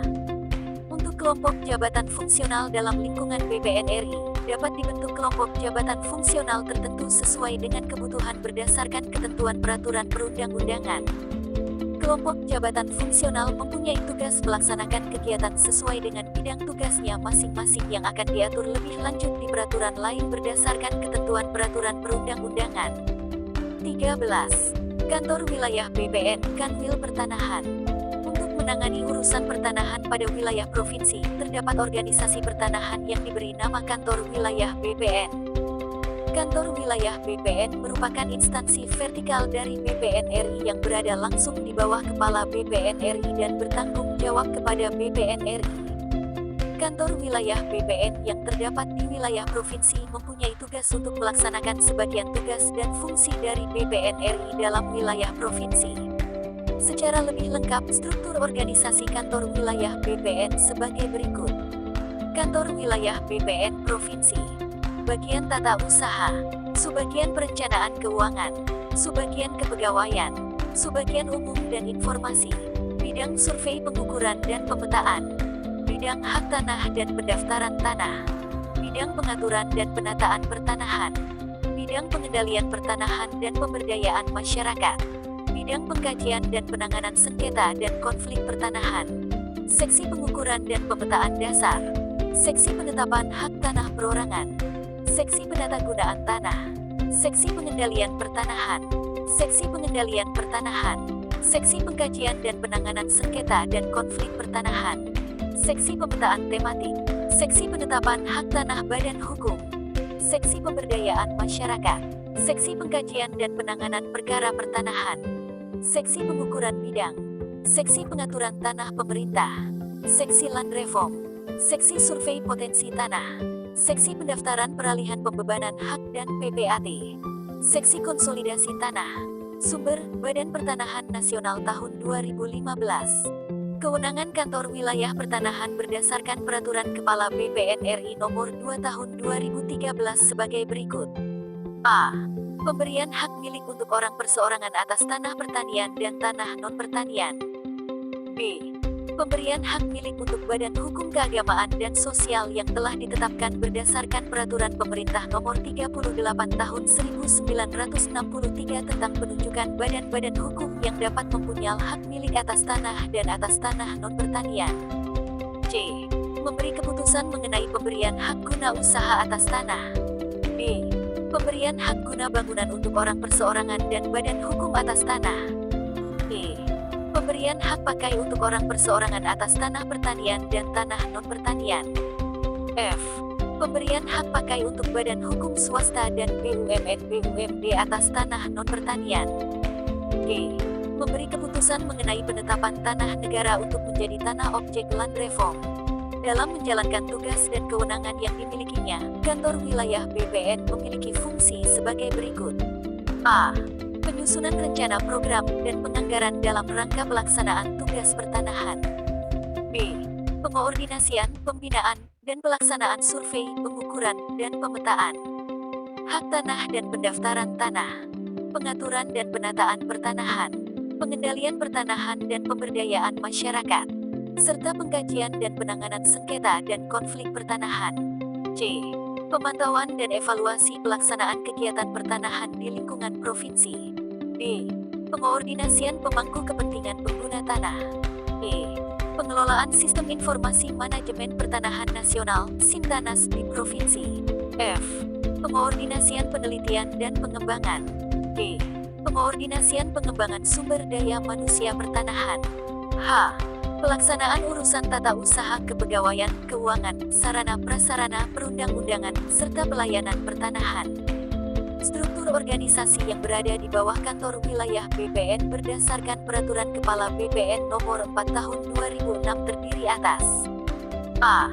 Bagian Tata Usaha. B. Bidang Survei, Pengukuran, dan Pemetaan. C. Bidang Hak Tanah dan Pendaftaran Tanah. D. Bidang Pengaturan dan Penataan Pertanahan. E. Bidang Pengendalian Pertanahan dan Pemberdayaan Masyarakat. Bidang Pengkajian dan Penanganan Sengketa dan Konflik Pertanahan. A. Bagian Tata Usaha. Bagian tata usaha mempunyai tugas memberikan pelayanan administratif kepada semua satuan organisasi Kanwil BPN serta menyiapkan bahan evaluasi kegiatan, penyusunan program, dan peraturan perundang-undangan. Fungsi dari bagian tata usaha sebagai berikut. 1. Koordinasi pelayanan pertanahan. 2. Pengelolaan data dan informasi. 3. Pelaksanaan urusan kepegawaian, keuangan, dan perlengkapan. 4. Evaluasi kegiatan dan penyusunan laporan. 5. Pelaksanaan urusan tata usaha dan rumah tangga. Struktur organisasi bagian tata usaha terdiri atas berikut. 1. Subbagian perencanaan dan keuangan. Subbagian perencanaan dan keuangan mempunyai tugas menyiapkan penyusunan rencana program anggaran, laporan akuntabilitas kinerja pemerintah, serta urusan keuangan dan pelaksanaan anggaran. 2. Subbagian kepegawaian. Subbagian kepegawaian mempunyai tugas melakukan urusan kepegawaian dan pengembangan sumber daya manusia pertanahan. 3. Subbagian umum dan informasi. Subbagian umum dan informasi mempunyai tugas melakukan urusan surat menyurat perlengkapan, rumah tangga pelayanan data, dan informasi serta menyiapkan koordinasi pelayanan pertanahan. B. Bidang survei, pengukuran, dan pemetaan. Bidang survei, pengukuran, dan pemetaan mempunyai tugas mengkoordinasikan dan melaksanakan survei, pengukuran, pemetaan bidang tanah, ruang, dan perairan, perapatan kerangka dasar, pengukuran batas, kawasan, wilayah, pemetaan tematik dan survei potensi tanah, serta pembinaan surveyor berlisensi. Fungsi dari bidang survei, pengukuran, dan pemetaan sebagai berikut. 1. Pelaksanaan kebijakan teknis survei, pengukuran, dan pemetaan bidang tanah, ruang, dan perairan. Perapatan kerangka dasar pengukuran batas kawasan, wilayah. Pemetaan tematik dan survei potensi tanah. Serta pembinaan surveyor berlisensi. 2. Pelaksanaan perapatan kerangka dasar Orde 3 dan Orde 4 serta pengukuran batas kawasan, wilayah. 3. Pelaksanaan pengukuran, perpetaan, pembukuan bidang tanah dan ruang. 4. Pelaksanaan pemeliharaan dan pengembangan pemetaan tematik serta survei potensi tanah. 5. Pelaksanaan bimbingan tenaga teknis, surveyor berlisensi, dan pejabat penilai tanah. 6. Pelaksanaan pemeliharaan, pengelolaan, pengembangan peralatan teknis, dan teknologi komputerisasi. Struktur organisasi bidang survei, pengukuran, dan pemetaan sebagai berikut. 1. Seksi pengukuran dan pemetaan dasar. Seksi pengukuran dan pemetaan dasar mempunyai tugas melakukan perapatan kerangka dasar pengukuran batas kawasan, wilayah, pemeliharaan, pengelolaan, dan pengembangan peralatan teknis, serta teknologi komputerisasi. 2. Seksi pemetaan tematik. Seksi pemetaan tematik mempunyai tugas melakukan survei, pemetaan, pemeliharaan, dan pengembangan pemetaan tematik dalam data tekstual dan spasial. 3. Seksi pengukuran bidang. Seksi pengukuran bidang mempunyai tugas melakukan pengukuran, perpetaan, pembukuan bidang tanah, ruang, perairan, dan bimbingan teknis, serta surveyor berlisensi. 4. Seksi survei potensi tanah. Seksi survei potensi tanah mempunyai tugas melakukan pemeliharaan dan pengembangan survei potensi tanah dalam data tekstual dan spasial serta pembinaan teknis pejabat penilai tanah. C. Bidang hak tanah dan pendaftaran tanah. Bidang hak tanah dan pendaftaran tanah mempunyai tugas mengkoordinasikan dan melaksanakan penyusunan program, pemberian perizinan, pengaturan tanah pemerintah, pembinaan, pengaturan, penetapan hak tanah, pembinaan pendaftaran hak atas tanah, dan komputerisasi pelayanan. Fungsi bidang hak tanah dan pendaftaran tanah sebagai berikut. 1. Pelaksanaan kebijakan teknis pengaturan dan penetapan hak tanah. 2. Penetapan hak tanah perairan, ruang atas tanah, dan ruang bawah tanah yang meliputi pemberian, perpanjangan, dan pembaruan hak tanah. 3. Pembinaan dan pengendalian proses serta pelaksanaan kewenangan pemberian hak atas tanah. 4. Pengelolaan administrasi tanah-tanah instansi pemerintah, tukar-menukar penaksiran tanah, dan mengadministrasikan atas tanah yang dikuasai atau milik negara serta daerah bekerja sama dengan pemerintah daerah. 5. Pemberian rekomendasi dan perizinan hak tanah bekas milik Belanda dan bekas tanah asing lainnya dalam rangka penetapan hak dan hak pengelolaan. 6. Penyusunan telaahan permasalahan dalam rangka penyelesaian penetapan hak dan hak pengelolaan. 7. Pendataan tanah bekas tanah hak dan penyajian informasi hak-hak tanah. 8. Pengaturan sewa tanah untuk bangunan dan hak-hak lain yang berkaitan dengan tanah. 9. Pemberian izin pengalihan dan pelepasan hak tanah tertentu. 10. Pembinaan teknis hak-hak tanah. 11. Pembinaan pendaftaran hak dan komputerisasi pelayanan pertanahan. 12. Pembinaan penegasan dan pengakuan hak atas tanah bekas hak Indonesia. 13. Pembinaan peralihan dan pembebanan hak atas tanah serta pejabat pembuat akta tanah PPAT. Struktur organisasi bidang survei, pengukuran, dan pemetaan sebagai berikut. 1. Seksi penetapan hak tanah perorangan. Seksi penetapan hak tanah perorangan mempunyai tugas melakukan penelitian, telaahan, pengolahan urusan permohonan hak milik, hak guna bangunan dan hak pakai bagi perorangan tanah wakaf, penyiapan bahan, perizinan, dan rekomendasi serta pembinaannya. 2. Seksi penetapan hak tanah badan hukum. Seksi penetapan hak tanah badan hukum mempunyai tugas melakukan penelitian, telaahan, pengolahan urusan permohonan hak guna yusana, hak guna bangunan, hak pakai atas tanah badan hukum, penyiapan bahan perizinan, dan rekomendasi serta pembinaannya. 3. Seksi pengaturan tanah pemerintah.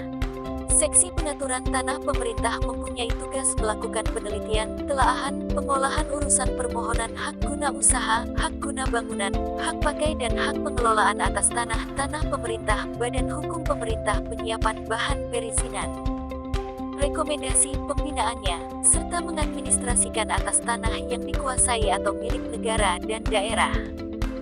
4. Seksi pendaftaran, peralihan, pembebanan hak, dan pejabat pembuat akta tanah.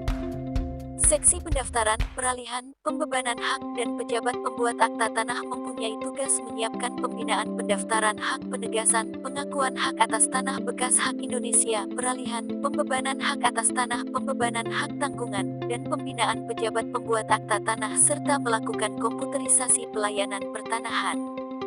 D. Bidang pengaturan dan penataan pertanahan. Bidang pengaturan dan penataan pertanahan mempunyai tugas mengkoordinasikan dan melaksanakan urusan penatagunaan tanah, penataan, pertanahan wilayah pesisir, pulau-pulau kecil, perbatasan, kawasan tertentu. Lainnya, land reform, dan konsolidasi tanah. Fungsi dari bidang pengaturan dan penataan pertanahan sebagai berikut. 1. Penyusunan rencana program dan koordinasi pelaksanaan land reform, penatagunaan tanah, konsolidasi tanah, dan penataan pertanahan kawasan tertentu. 2. Pengoordinasian pemangku kepentingan pengguna tanah. 3. Pelaksanaan kebijakan pengaturan dan penetapan penggunaan dan pemanfaatan tanah. 4. Penyiapan rencana persediaan tanah, peruntukan, pemeliharaan, penggunaan, dan pemanfaatan tanah. 5. Penataan pertanahan wilayah pesisir, pulau-pulau kecil, perbatasan, dan kawasan tertentu lainnya. 6. Penyiapan dan penetapan neraca perubahan dan neraca kesesuaian penguasaan, penggunaan, pemanfaatan tanah, dan neraca ketersediaan tanah provinsi dan kabupaten kota. 7. Penyiapan dan pelaksanaan pola penyesuaian penguasaan, penggunaan, dan pemanfaatan tanah dengan fungsi kawasan. 8. Penetapan kriteria kesesuaian penggunaan dan pemanfaatan tanah serta penguasaan dan pemilikan tanah dalam rangka perwujudan fungsi kawasan zoning. 9. Penataan penguasaan, pemilikan, penggunaan, dan pemanfaatan di wilayah pesisir, pulau-pulau kecil, perbatasan, dan kawasan tertentu lainnya. 10.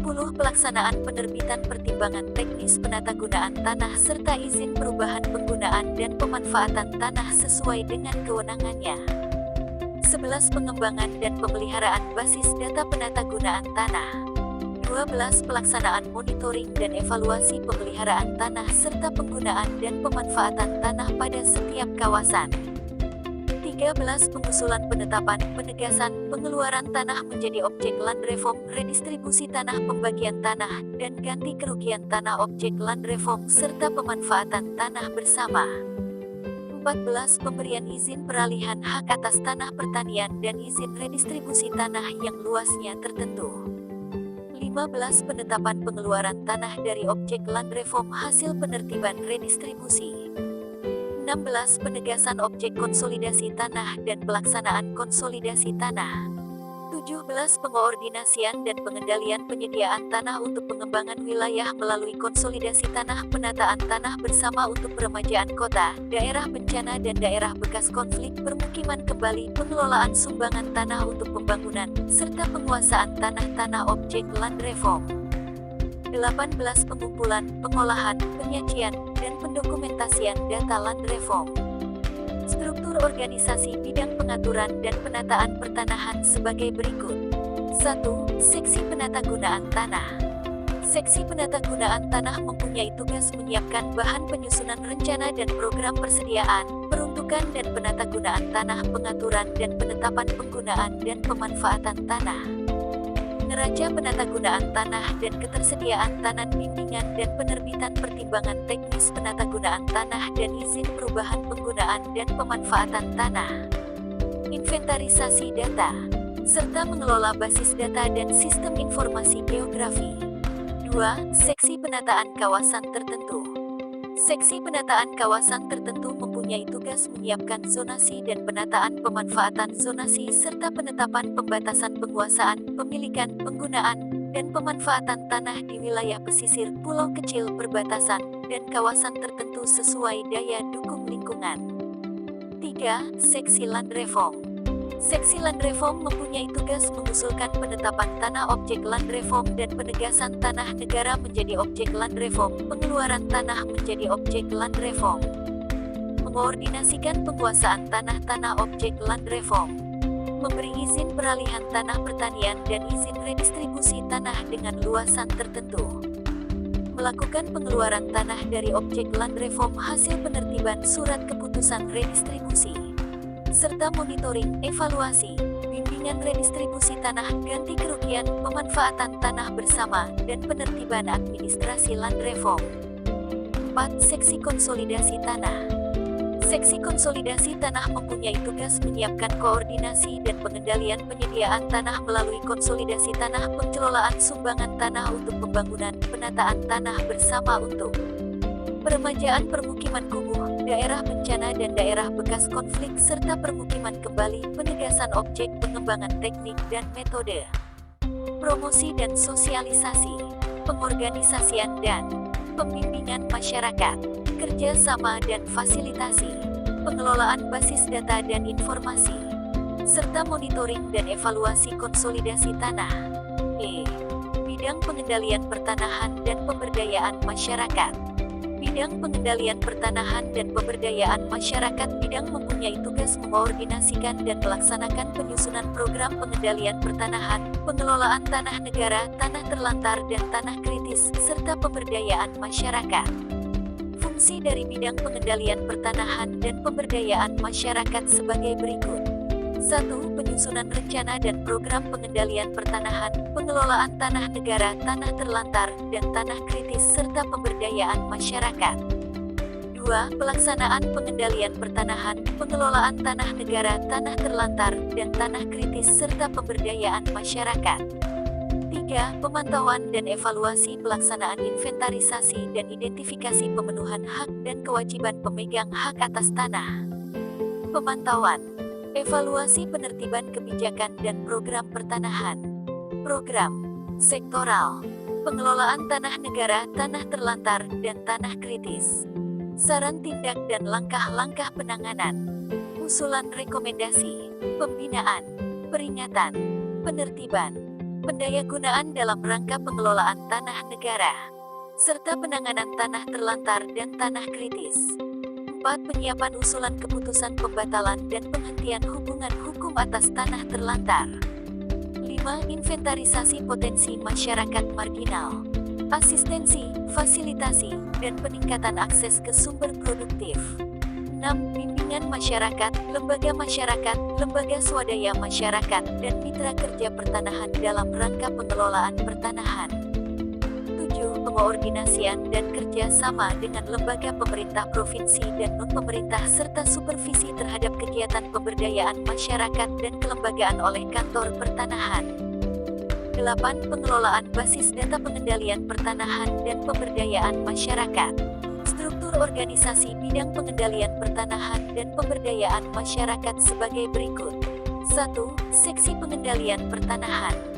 Seksi Pengendalian Pertanahan mempunyai tugas mengelola basis data, evaluasi hasil inventarisasi, identifikasi, penyusunan saran tindak dan langkah-langkah penanganan, penyiapan usulan penertiban, pendayagunaan penegakan hak dan kewajiban pemegang hak atas tanah, pengendalian penerapan kebijakan dan program pertanahan, pengelolaan tanah negara, serta penanganan tanah terlantar dan kritis. 2. Seksi Pemberdayaan Masyarakat. Seksi Pemberdayaan Masyarakat mempunyai tugas melakukan inventarisasi potensi, asistensi, fasilitasi dalam rangka penguatan penguasaan. Melaksanakan pembinaan partisipasi masyarakat, lembaga masyarakat, mitra kerja teknis dalam pengelolaan pertanahan. Melakukan kerja sama pemberdayaan dengan pemerintah dan non-pemerintah. Serta menyiapkan bahan pembinaan dan pelaksanaan kerja sama pemberdayaan. F. Bidang Pengkajian dan Penanganan Sengketa dan Konflik. Bidang Pengkajian dan Penanganan Sengketa dan Konflik Pertanahan mempunyai tugas mengkoordinasikan dan melaksanakan pembinaan teknis penanganan sengketa, konflik, dan perkara pertanahan. Fungsi dari Bidang Pengkajian dan Penanganan Sengketa dan Konflik sebagai berikut. 1. Penyusunan rencana dan program di bidang penanganan sengketa, konflik, dan perkara pertanahan. 2. Pelaksanaan penanganan sengketa, konflik, dan perkara pertanahan. 3. Pemantauan dan evaluasi pelaksanaan penanganan sengketa, konflik, dan perkara pertanahan. 4. Penyiapan bahan dan penanganan masalah, sengketa, dan konflik pertanahan secara hukum dan non-hukum. Mediasi dan fasilitas penyelesaian sengketa dan konflik pertanahan. Serta penanganan perkara di pengadilan. 5. Penyiapan usulan dan rekomendasi pelaksanaan putusan-putusan lembaga peradilan. 6. Penelitian data, penyiapan pembatalan, penyiapan usulan rekomendasi, dan penghentian hubungan hukum antara orang atau badan hukum dengan tanah. 7. Pengoordinasian dan bimbingan teknis penanganan sengketa, konflik, dan perkara pertanahan. Struktur organisasi bidang pengendalian pertanahan dan pemberdayaan masyarakat sebagai berikut. 1. Seksi Pengkajian dan Penanganan Sengketa dan Konflik Pertanahan. Seksi Pengkajian dan Penanganan Sengketa dan Konflik Pertanahan mempunyai tugas menyiapkan bahan pengkajian dan penanganan sengketa dan konflik, pembatalan, penghentian usulan rekomendasi pembatalan, dan penghentian hubungan hukum antara orang dan badan hukum dengan tanah. Pelaksanaan alternatif penyelesaian sengketa melalui mediasi, fasilitasi, koordinasi, dan pembinaan teknis. 2. Seksi Pengkajian dan Penanganan Perkara Pertanahan. Seksi Pengkajian dan Penanganan Perkara Pertanahan mempunyai tugas menyiapkan bahan pengkajian dan penyelesaian perkara, pembatalan, penghentian usulan rekomendasi pembatalan, penghentian hubungan hukum antara orang dan badan hukum dengan tanah sebagai pelaksanaan putusan lembaga peradilan, serta koordinasi dan bimbingan teknis. 14. Kantor Pertanahan, Kantor BPN. Untuk menangani urusan pertanahan pada wilayah kabupaten, kota, terdapat organisasi pertanahan yang diberi nama Kantor Pertanahan. Kantor Pertanahan merupakan instansi vertikal dari BPN RI yang berada di bawah BPN RI dan bertanggung jawab pada Kepala BPN RI. Kantor Pertanahan yang terdapat di wilayah kabupaten, kota mempunyai tugas untuk melaksanakan sebagian tugas dan fungsi dari BPN RI dalam wilayah kabupaten, kota. Secara lebih lengkap, struktur organisasi kantor wilayah pertanahan sebagai berikut. Kantor Pertanahan Kabupaten Kota. Subbagian Tata Usaha, Urusan Perencanaan dan Keuangan, Urusan Umum dan Kepegawaian, Seksi Survei Pengukuran dan Pemetaan, Seksi Hak Tanah dan Pendaftaran Tanah, Seksi Pengaturan dan Penataan Pertanahan, Seksi Pengendalian dan Pemberdayaan, Seksi Sengketa Konflik Pertanahan, Subseksi Pengukuran dan Pemetaan, Subseksi Penetapan Hak Tanah, Subseksi Penatagunaan Pertanahan, Subseksi Pengendalian Pertanahan, Subseksi Sengketa dan Konflik Pertanahan, Subseksi Tematik dan Potensi Tanah, Subseksi Pengaturan Tanah Pemerintah, Subseksi Lavefom dan Konsolidasi Tanah, Subseksi Pemberdayaan Masyarakat, Subseksi Perkara Pertanahan, Subseksi Pendaftaran Hak, Subseksi Peralihan Pembebasan Hak dan PPAT, Sumber, Badan Pertanahan Nasional tahun 2015. Kewenangan Kantor Pertanahan memiliki kewenangan sebagai berikut. A. Pemberian hak milik untuk orang perseorangan atas tanah pertanian dan tanah non-pertanian. B. Pemberian hak milik untuk badan hukum keagamaan dan sosial yang telah ditetapkan berdasarkan Peraturan Pemerintah Nomor 38 Tahun 1963 tentang penunjukan badan-badan hukum yang dapat mempunyai hak milik atas tanah dan atas tanah non-pertanian. C.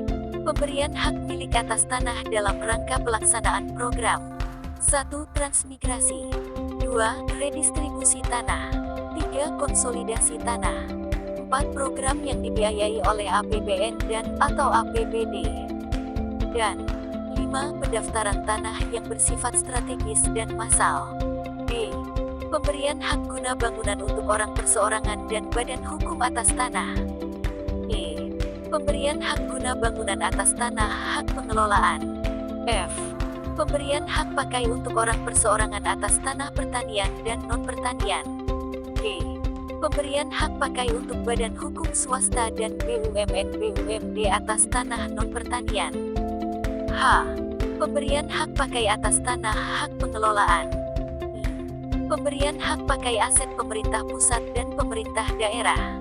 Dalam menjalankan tugas dan kewenangan yang dimilikinya, Kantor Pertanahan memiliki fungsi sebagai berikut. A. Penyusunan rencana program dan penganggaran dalam rangka pelaksanaan tugas pertanahan. B. Pelayanan perizinan dan rekomendasi di bidang pertanahan. C. Pelaksanaan survei, pengukuran, pemetaan dasar, pengukuran, pemetaan bidang, pembukuan tanah, pemetaan tematik, dan survei potensi tanah. D. Pelaksanaan penatagunaan tanah, land reform, konsolidasi tanah, serta penataan pertanahan wilayah pesisir, pulau-pulau kecil, perbatasan, dan wilayah tertentu. E. Pengusulan dan pelaksanaan penetapan hak tanah, pendaftaran hak tanah, pemeliharaan data pertanahan, dan administrasi tanah aset pemerintah. F. Pelaksanaan pengendalian pertanahan, pengelolaan tanah negara, tanah terlantar dan tanah kritis, peningkatan partisipasi, dan pemberdayaan masyarakat. G. Penanganan konflik, sengketa, dan perkara pertanahan. H. Pengoordinasian pemangku kepentingan pengguna tanah. I. Pengelolaan Sistem Informasi Manajemen Pertanahan Nasional, Sintanas. J. Pemberian penerangan dan informasi pertanahan kepada masyarakat, pemerintah, dan swasta. K. Pengoordinasian penelitian dan pengembangan. L. Pengoordinasian pengembangan sumber daya manusia pertanahan. M.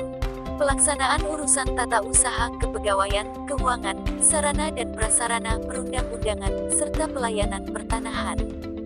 Struktur organisasi yang berada di bawah Kantor Pertanahan. Peraturan Kepala BPN Nomor 4 Tahun 2006 terdiri atas 1. Subbagian tata usaha 2. Seksi survei, pengukuran, dan pemetaan 3. Seksi hak tanah dan pendaftaran tanah 4. Seksi pengaturan dan penataan pertanahan 5. Seksi pengendalian dan pemberdayaan 6.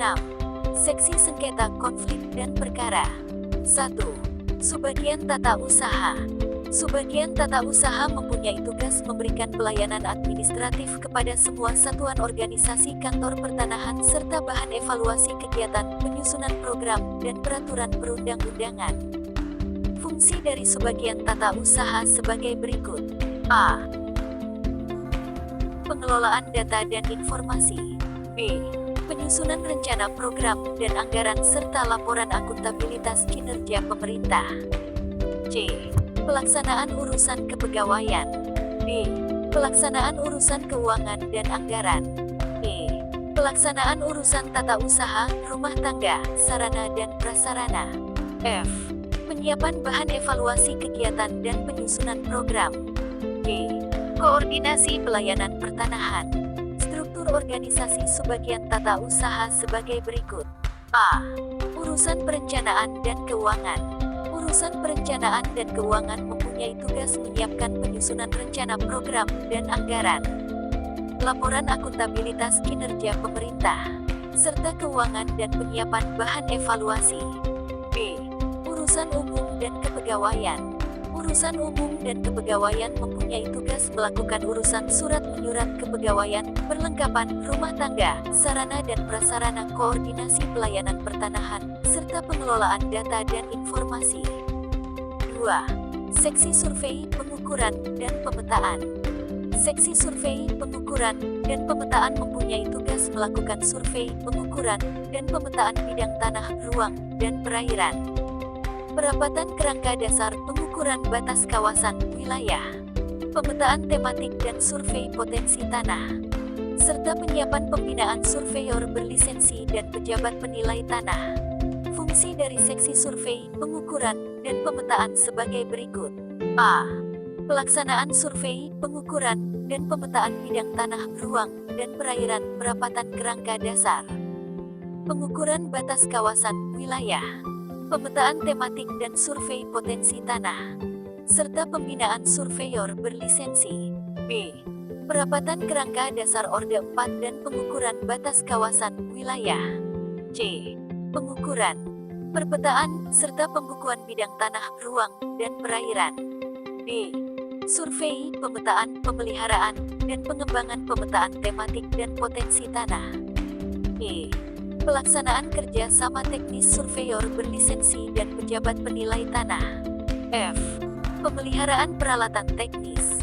Struktur organisasi seksi survei, pengukuran dan pemetaan sebagai berikut. A. Subseksi pengukuran dan pemetaan. Subseksi pengukuran dan pemetaan mempunyai tugas menyiapkan perapatan kerangka dasar Orde 4, penetapan batas bidang tanah dan pengukuran bidang tanah, batas kawasan, wilayah, kerja sama teknis surveyor berlisensi, pembinaan surveyor berlisensi, dan pemeliharaan peta pendaftaran, daftar tanah, peta bidang tanah, surat ukur, gambar ukur, dan daftar-daftar lainnya di bidang pengukuran. B. Subseksi tematik dan potensi tanah. Subseksi tematik dan potensi tanah mempunyai tugas menyiapkan survei, pemetaan, pemeliharaan, dan pengembangan pemetaan tematik. Survei potensi tanah, pemeliharaan peralatan teknis komputerisasi, dan pembinaan pejabat penilai tanah. 3. Seksi hak tanah dan pendaftaran tanah. Seksi hak tanah dan pendaftaran tanah mempunyai tugas menyiapkan bahan dan melakukan penetapan hak dalam rangka pemberian, perpanjangan dan pembaruan hak tanah, pengadaan tanah, perizinan, pendataan, dan penertiban bekas tanah hak, pendaftaran, peralihan, pembebanan hak atas tanah, serta pembinaan pejabat pembuat akta tanah PPAT. Fungsi dari seksi hak tanah dan pendaftaran tanah sebagai berikut. A. Pelaksanaan pengaturan dan penetapan di bidang hak tanah. B. Penyiapan rekomendasi pelepasan, penaksiran harga dan tukar-menukar, saran dan pertimbangan, serta melakukan kegiatan perizinan, saran, dan pertimbangan usulan penetapan hak pengelolaan tanah. C. Penyiapan telaahan dan pelaksanaan pemberian rekomendasi perpanjangan jangka waktu pembayaran uang pemasukan atau pendaftaran hak. D. Pengadministrasian atas tanah yang dikuasai atau milik negara dan daerah bekerja sama dengan pemerintah termasuk tanah badan hukum pemerintah. E. Pendataan dan penertiban tanah bekas tanah hak. F. Pelaksanaan pendaftaran hak dan komputerisasi pelayanan pertanahan. G. Pelaksanaan penegasan dan pengakuan hak. H. Pelaksanaan peralihan, pembebanan hak atas tanah dan pembinaan PPAT. Struktur organisasi seksi hak tanah dan pendaftaran tanah sebagai berikut. A. Subseksi penetapan hak tanah. Subseksi penetapan hak tanah mempunyai tugas menyiapkan pelaksanaan pemeriksaan, saran dan pertimbangan mengenai penetapan hak milik, hak guna bangunan, dan hak pakai, perpanjangan jangka waktu, pembaruan hak perizinan, peralihan hak atas tanah, serta penetapan dan rekomendasi perpanjangan jangka waktu pembayaran uang pemasukan atau pendaftaran hak tanah perorangan. B. Subseksi pengaturan tanah pemerintah. Subseksi pengaturan tanah pemerintah mempunyai tugas menyiapkan pelaksanaan pemeriksaan, saran, dan pertimbangan mengenai penetapan hak milik dan hak pakai, hak guna bangunan dan hak pengelolaan bagi instansi pemerintah. Badan Hukum Pemerintah, perpanjangan jangka waktu, pembaruan hak perizinan, dan peralihan hak atas tanah, serta rekomendasi pelepasan dan tukar-menukar tanah pemerintah. C. Subseksi pendaftaran hak. Subseksi pendaftaran hak mempunyai tugas menyiapkan pelaksanaan pendaftaran hak atas tanah, pengakuan dan penegasan konversi hak-hak lain, hak milik atas satuan rumah susun, tanah, hak pengelolaan, tanah wakaf, data yuridis lainnya, data fisik bidang tanah, dan komputerisasi pelayanan pertanahan, serta memelihara daftar buku tanah, daftar nama, daftar hak atas tanah, warkah, dan daftar lainnya di bidang pendaftaran tanah. D. Subseksi peralihan, pembebanan hak, dan pejabat pembuat akta tanah. Subseksi peralihan, pembebanan hak, dan pejabat pembuat akta tanah mempunyai tugas menyiapkan pelaksanaan pendaftaran, peralihan, pembebanan hak atas hak tanah, pembebanan hak tanggungan dan bimbingan PPAT, serta sarana daftar isian di bidang pendaftaran tanah. 4. Seksi pengaturan dan penataan pertanahan. Seksi pengaturan dan penataan pertanahan mempunyai tugas menyiapkan bahan dan melakukan penatagunaan tanah, land reform, konsolidasi tanah, penataan pertanahan wilayah pesisir, pulau-pulau kecil, serta perbatasan dan wilayah tertentu lainnya. Fungsi dari seksi pengaturan dan penataan pertanahan sebagai berikut. A. Pelaksanaan penatagunaan tanah, land reform, konsolidasi tanah, penataan pertanahan wilayah pesisir, pulau-pulau kecil, perbatasan, dan wilayah tertentu lainnya. Penetapan kriteria kesesuaian penggunaan dan pemanfaatan tanah. Penguasaan dan pemilikan tanah dalam rangka perwujudan fungsi kawasan, zoning, penyesuaian penggunaan dan pemanfaatan tanah. Penerbitan izin perubahan penggunaan tanah. Penataan tanah bersama untuk peremajaan kota, daerah bencana, dan daerah bukan konflik serta pemukiman kembali. B. Penyusunan rencana persediaan, peruntukan, penggunaan dan pemeliharaan tanah, serta neraca penatagunaan tanah kabupaten, kota dan kawasan lainnya. C. Pemeliharaan basis data penatagunaan tanah kabupaten, kota dan kawasan. D. Pemantauan dan evaluasi pemeliharaan tanah, perubahan penggunaan dan pemanfaatan tanah pada setiap fungsi kawasan, zoning dan redistribusi tanah, pelaksanaan konsolidasi tanah, pemberian tanah objek land reform dan pemanfaatan tanah bersama, serta penertiban dan administrasi land reform. E. Pengusulan penetapan, penegasan tanah menjadi objek land reform. F. Pengambilalihan atau penerimaan penyerahan tanah-tanah yang terkena ketentuan land reform. G. Penguasaan tanah-tanah objek land reform. H. Pemberian izin peralihan hak atas tanah pertanian dan izin redistribusi tanah dengan luasan tertentu. I. Penyiapan usulan penetapan surat keputusan redistribusi tanah dan pengeluaran tanah dari objek land reform. J. Penyiapan usulan ganti kerugian tanah objek land reform dan penegasan objek konsolidasi tanah. K. Penyediaan tanah untuk pembangunan. L. Pengelolaan sumbangan tanah untuk pembangunan. M. Pengumpulan, pengolahan, penyajian, dan dokumentasi data land reform. Struktur organisasi seksi pengaturan dan penataan pertanahan sebagai berikut. A. Subseksi penatagunaan tanah dan kawasan tertentu. Subseksi penatagunaan tanah dan kawasan tertentu mempunyai tugas menyiapkan bahan penyusunan rencana persediaan, peruntukan, pemeliharaan, dan penggunaan tanah. Rencana penataan kawasan A. Persediaan, peruntukan, pelaksanaan koordinasi, monitoring dan evaluasi pemeliharaan tanah. Penataan kawasan, perubahan penggunaan dan pemanfaatan tanah pada setiap fungsi kawasan, zoning, penerbitan pertimbangan teknis penatagunaan tanah. Penerbitan izin perubahan penggunaan tanah, penyusunan neraca penatagunaan tanah, penetapan penggunaan dan pemanfaatan tanah, penyesuaian penggunaan dan pemanfaatan tanah, serta melaksanakan pengumpulan, pengolahan, dan pemeliharaan data tekstual dan spasial. B. Subseksi land reform dan konsolidasi tanah. Subseksi land reform dan konsolidasi tanah mempunyai tugas menyiapkan bahan usulan penetapan, penegasan tanah menjadi objek land reform. Penguasaan tanah-tanah objek land reform. Pemberian izin, peralihan hak atas tanah dan izin redistribusi tanah luasan tertentu. Usulan penerbitan surat keputusan redistribusi tanah dan pengeluaran tanah dari objek land reform. Monitoring dan evaluasi redistribusi tanah. Ganti kerugian, pemanfaatan tanah bersama dan penertiban administrasi land reform, dan fasilitasi bantuan keuangan, permodalan, teknis, dan pemasaran. Usulan penegasan objek penataan tanah bersama untuk peremajaan permukiman kumuh, daerah bencana dan daerah bekas konflik, serta permukiman kembali. Penyediaan tanah dan pengelolaan sumbangan tanah untuk pembangunan. Pengembangan teknik dan metode, promosi dan sosialisasi. Pengorganisasian dan pembimbingan masyarakat, kerja sama dan fasilitasi, pengelolaan basis data dan informasi, serta monitoring, evaluasi, dan koordinasi pelaksanaan konsolidasi tanah. 5. Seksi pengendalian dan pemberdayaan. Seksi pengendalian dan pemberdayaan mempunyai tugas menyiapkan bahan dan melakukan kegiatan pengendalian pertanahan, pengelolaan tanah negara, tanah terlantar dan tanah kritis, serta pemberdayaan masyarakat. Fungsi dari seksi pengendalian dan pemberdayaan sebagai berikut. A. Pelaksanaan pengendalian pertanahan, pengelolaan tanah negara, tanah terlantar dan tanah kritis, serta pemberdayaan masyarakat. B.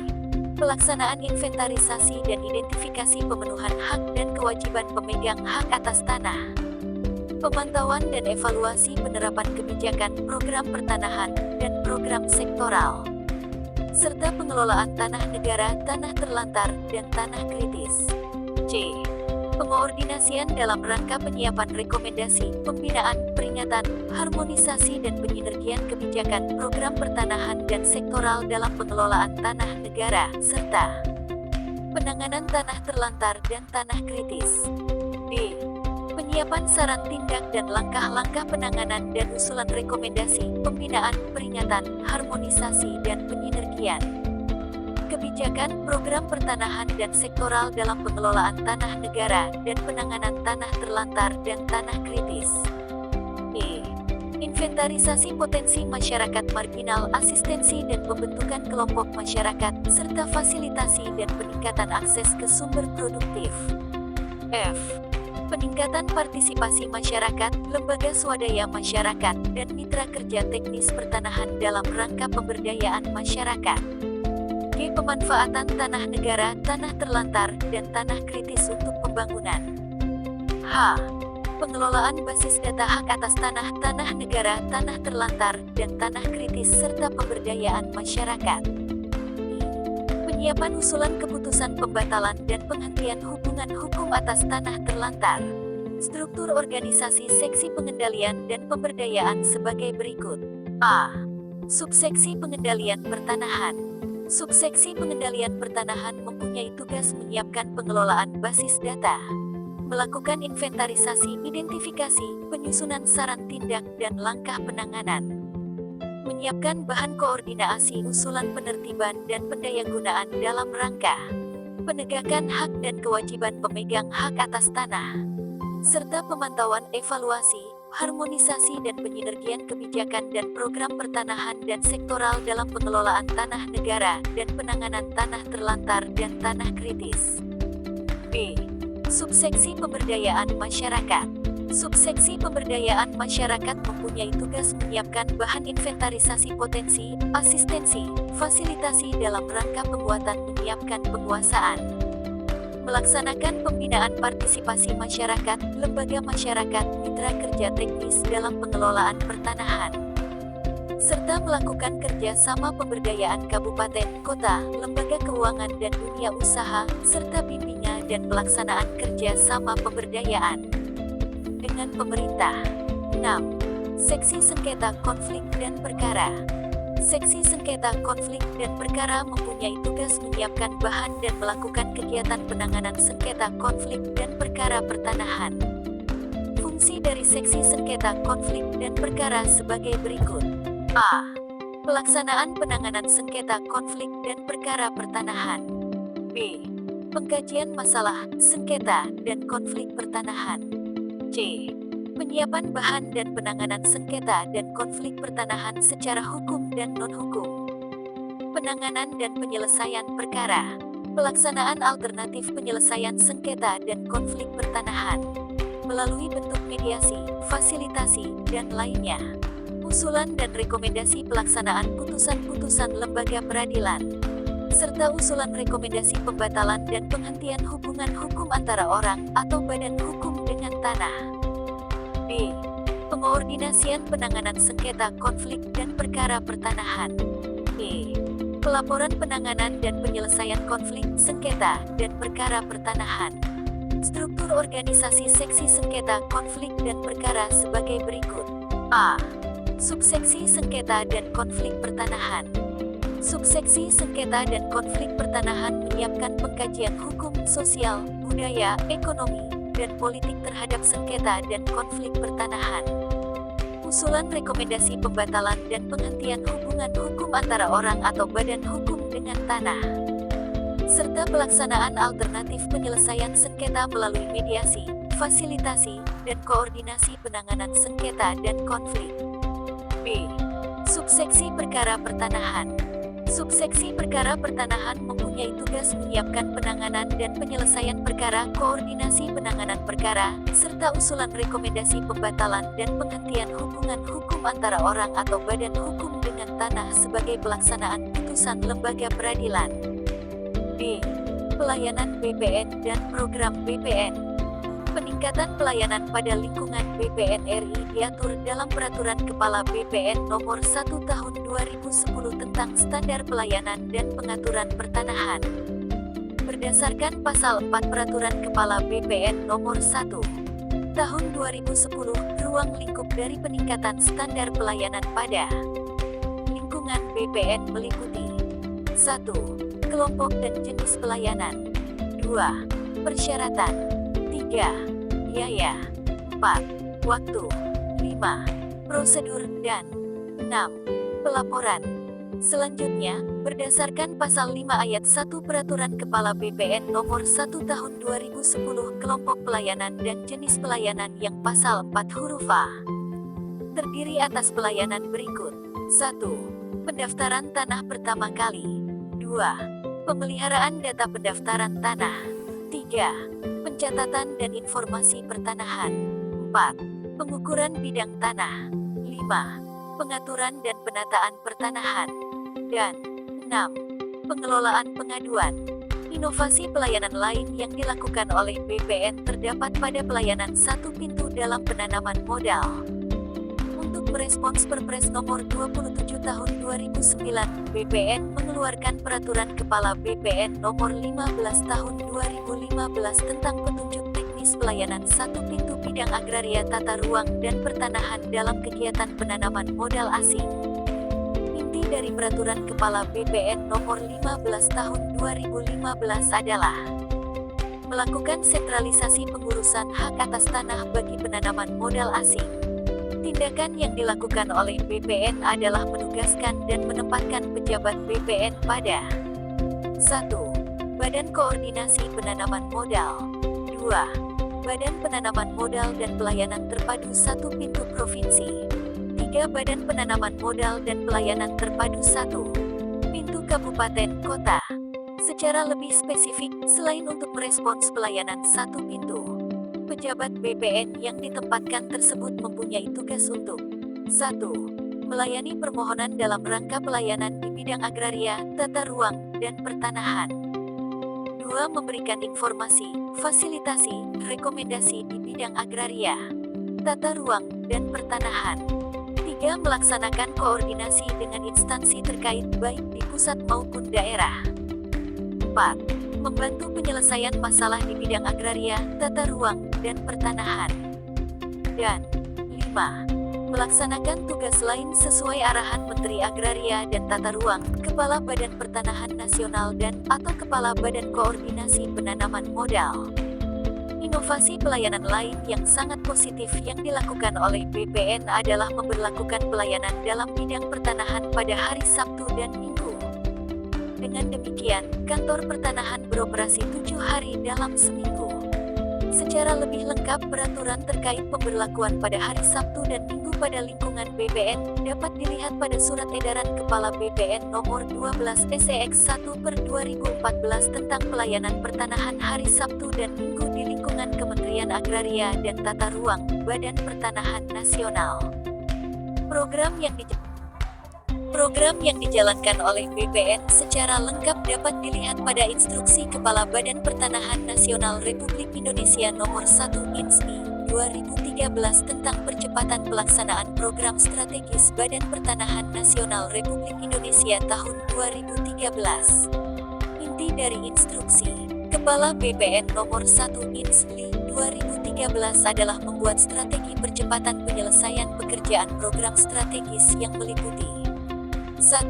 Atas yang Kepala BPN Nomor 1 INSNI 2013 adalah membuat strategi percepatan penyelesaian pekerjaan program strategis yang meliputi 1. Redistribusi tanah 2. Larasita 3. Proyek Operasi Nasional Agraria PRONA 4. Program Pemberdayaan Masyarakat Lintas Sektor, yaitu usaha mikro dan kecil UMK petani, nelayan, dan usaha penangkapan ikan skala kecil, serta masyarakat berpenghasilan rendah MBR, dan atau 5 program strategis lainnya yang ada pada masing-masing kantor wilayah Badan Pertanahan Nasional, antara lain tanah terlantar dan penyelesaian sengketa dan konflik pertanahan.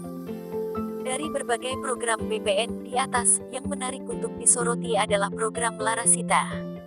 Larasita merupakan kantor pertanahan yang bergerak. Dengan demikian, proses pendaftaran tanah yang dilakukan oleh kantor pertanahan tidak lagi bersifat pasif menunggu, tetapi bersifat aktif. Tugas dari Larasita berdasarkan Peraturan Kepala BPN Nomor 18 Tahun 2009 sebagai berikut. 1. Menyiapkan masyarakat dalam pelaksanaan pembaruan agraria nasional. Reforma agraria. 2. Melaksanakan pendampingan dan pemberdayaan masyarakat di bidang pertanahan. 3. Melakukan pendeteksian awal atas tanah-tanah terlantar. 4. Melakukan pendeteksian awal atas tanah-tanah yang diindikasikan bermasalah. 5. Memfasilitasi penyelesaian tanah bermasalah yang mungkin diselesaikan di lapangan. 6. Menyambungkan program Badan Pertanahan Nasional Republik Indonesia dengan aspirasi yang berkembang di masyarakat. Serta 7. Meningkatkan dan mempercepat legalisasi aset tanah masyarakat. Program lainnya yang juga patut diperhatikan dari BPN adalah Proyek Operasi Nasional Agraria PRONA. Berdasarkan Pasal 1 Ayat 1 Peraturan Menteri Agraria dan Tata Ruang Nomor 1 Tahun 2015 dan diubah oleh Peraturan Menteri Agraria dan Tata Ruang Nomor 4 Tahun 2015. PRONA adalah rangkaian proses sertifikasi tanah secara massal pada wilayah desa, kelurahan. Melalui kegiatan PRONA, diharapkan dapat merangsang kesadaran masyarakat untuk melakukan sertifikasi tanah mereka. PRONA sendiri dilaksanakan oleh pemerintah dan dalam pelaksanaannya dibantu oleh aparat desa kelurahan. Tujuan dari hadirnya PRONA berdasarkan pada Pasal 2 Ayat 1 Peraturan Menteri Agraria dan Tata Ruang Nomor 4 Tahun 2015 adalah memberikan pelayanan pendaftaran tanah pertama kali dengan proses yang sederhana, mudah, cepat, dan murah dalam rangka percepatan pendaftaran tanah di seluruh Indonesia untuk menjamin kepastian hukum hak atas tanah. Sementara itu, sasaran dijalankannya PRONA yang dijelaskan pada Pasal 2 Ayat 2 adalah seluruh bidang tanah yang belum bersertifikat, yang dikuasai atau dimiliki oleh perorangan. Sementara itu, pada Ayat 3, dijelaskan bahwa subjek dari PRONA adalah warga negara Indonesia, lembaga sosial, dan badan hukum. Yang menjadi objek dari PRONA adalah 1. Bekas tanah milik adat. 2. Tanah yang dikuasai langsung oleh negara. Dan 3. Tanah yang terletak pada suatu hamparan desa atau kelurahan. Berdasarkan Pasal 6 Peraturan Menteri Agraria dan Tata Ruang Nomor 4 Tahun 2015, ruang lingkup yang menjadi kegiatan PRONA sebagai berikut. 1. Penetapan lokasi. 2. Penyuluhan. 3. Pengumpulan data alas bukti alas hak. 4. Pengukuran bidang tanah. 5. Pemeriksaan bidang tanah.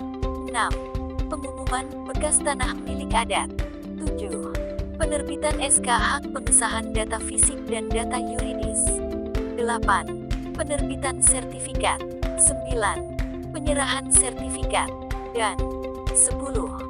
Kegiatan yang diatur lebih lanjut dalam petunjuk pelaksanaan Prona.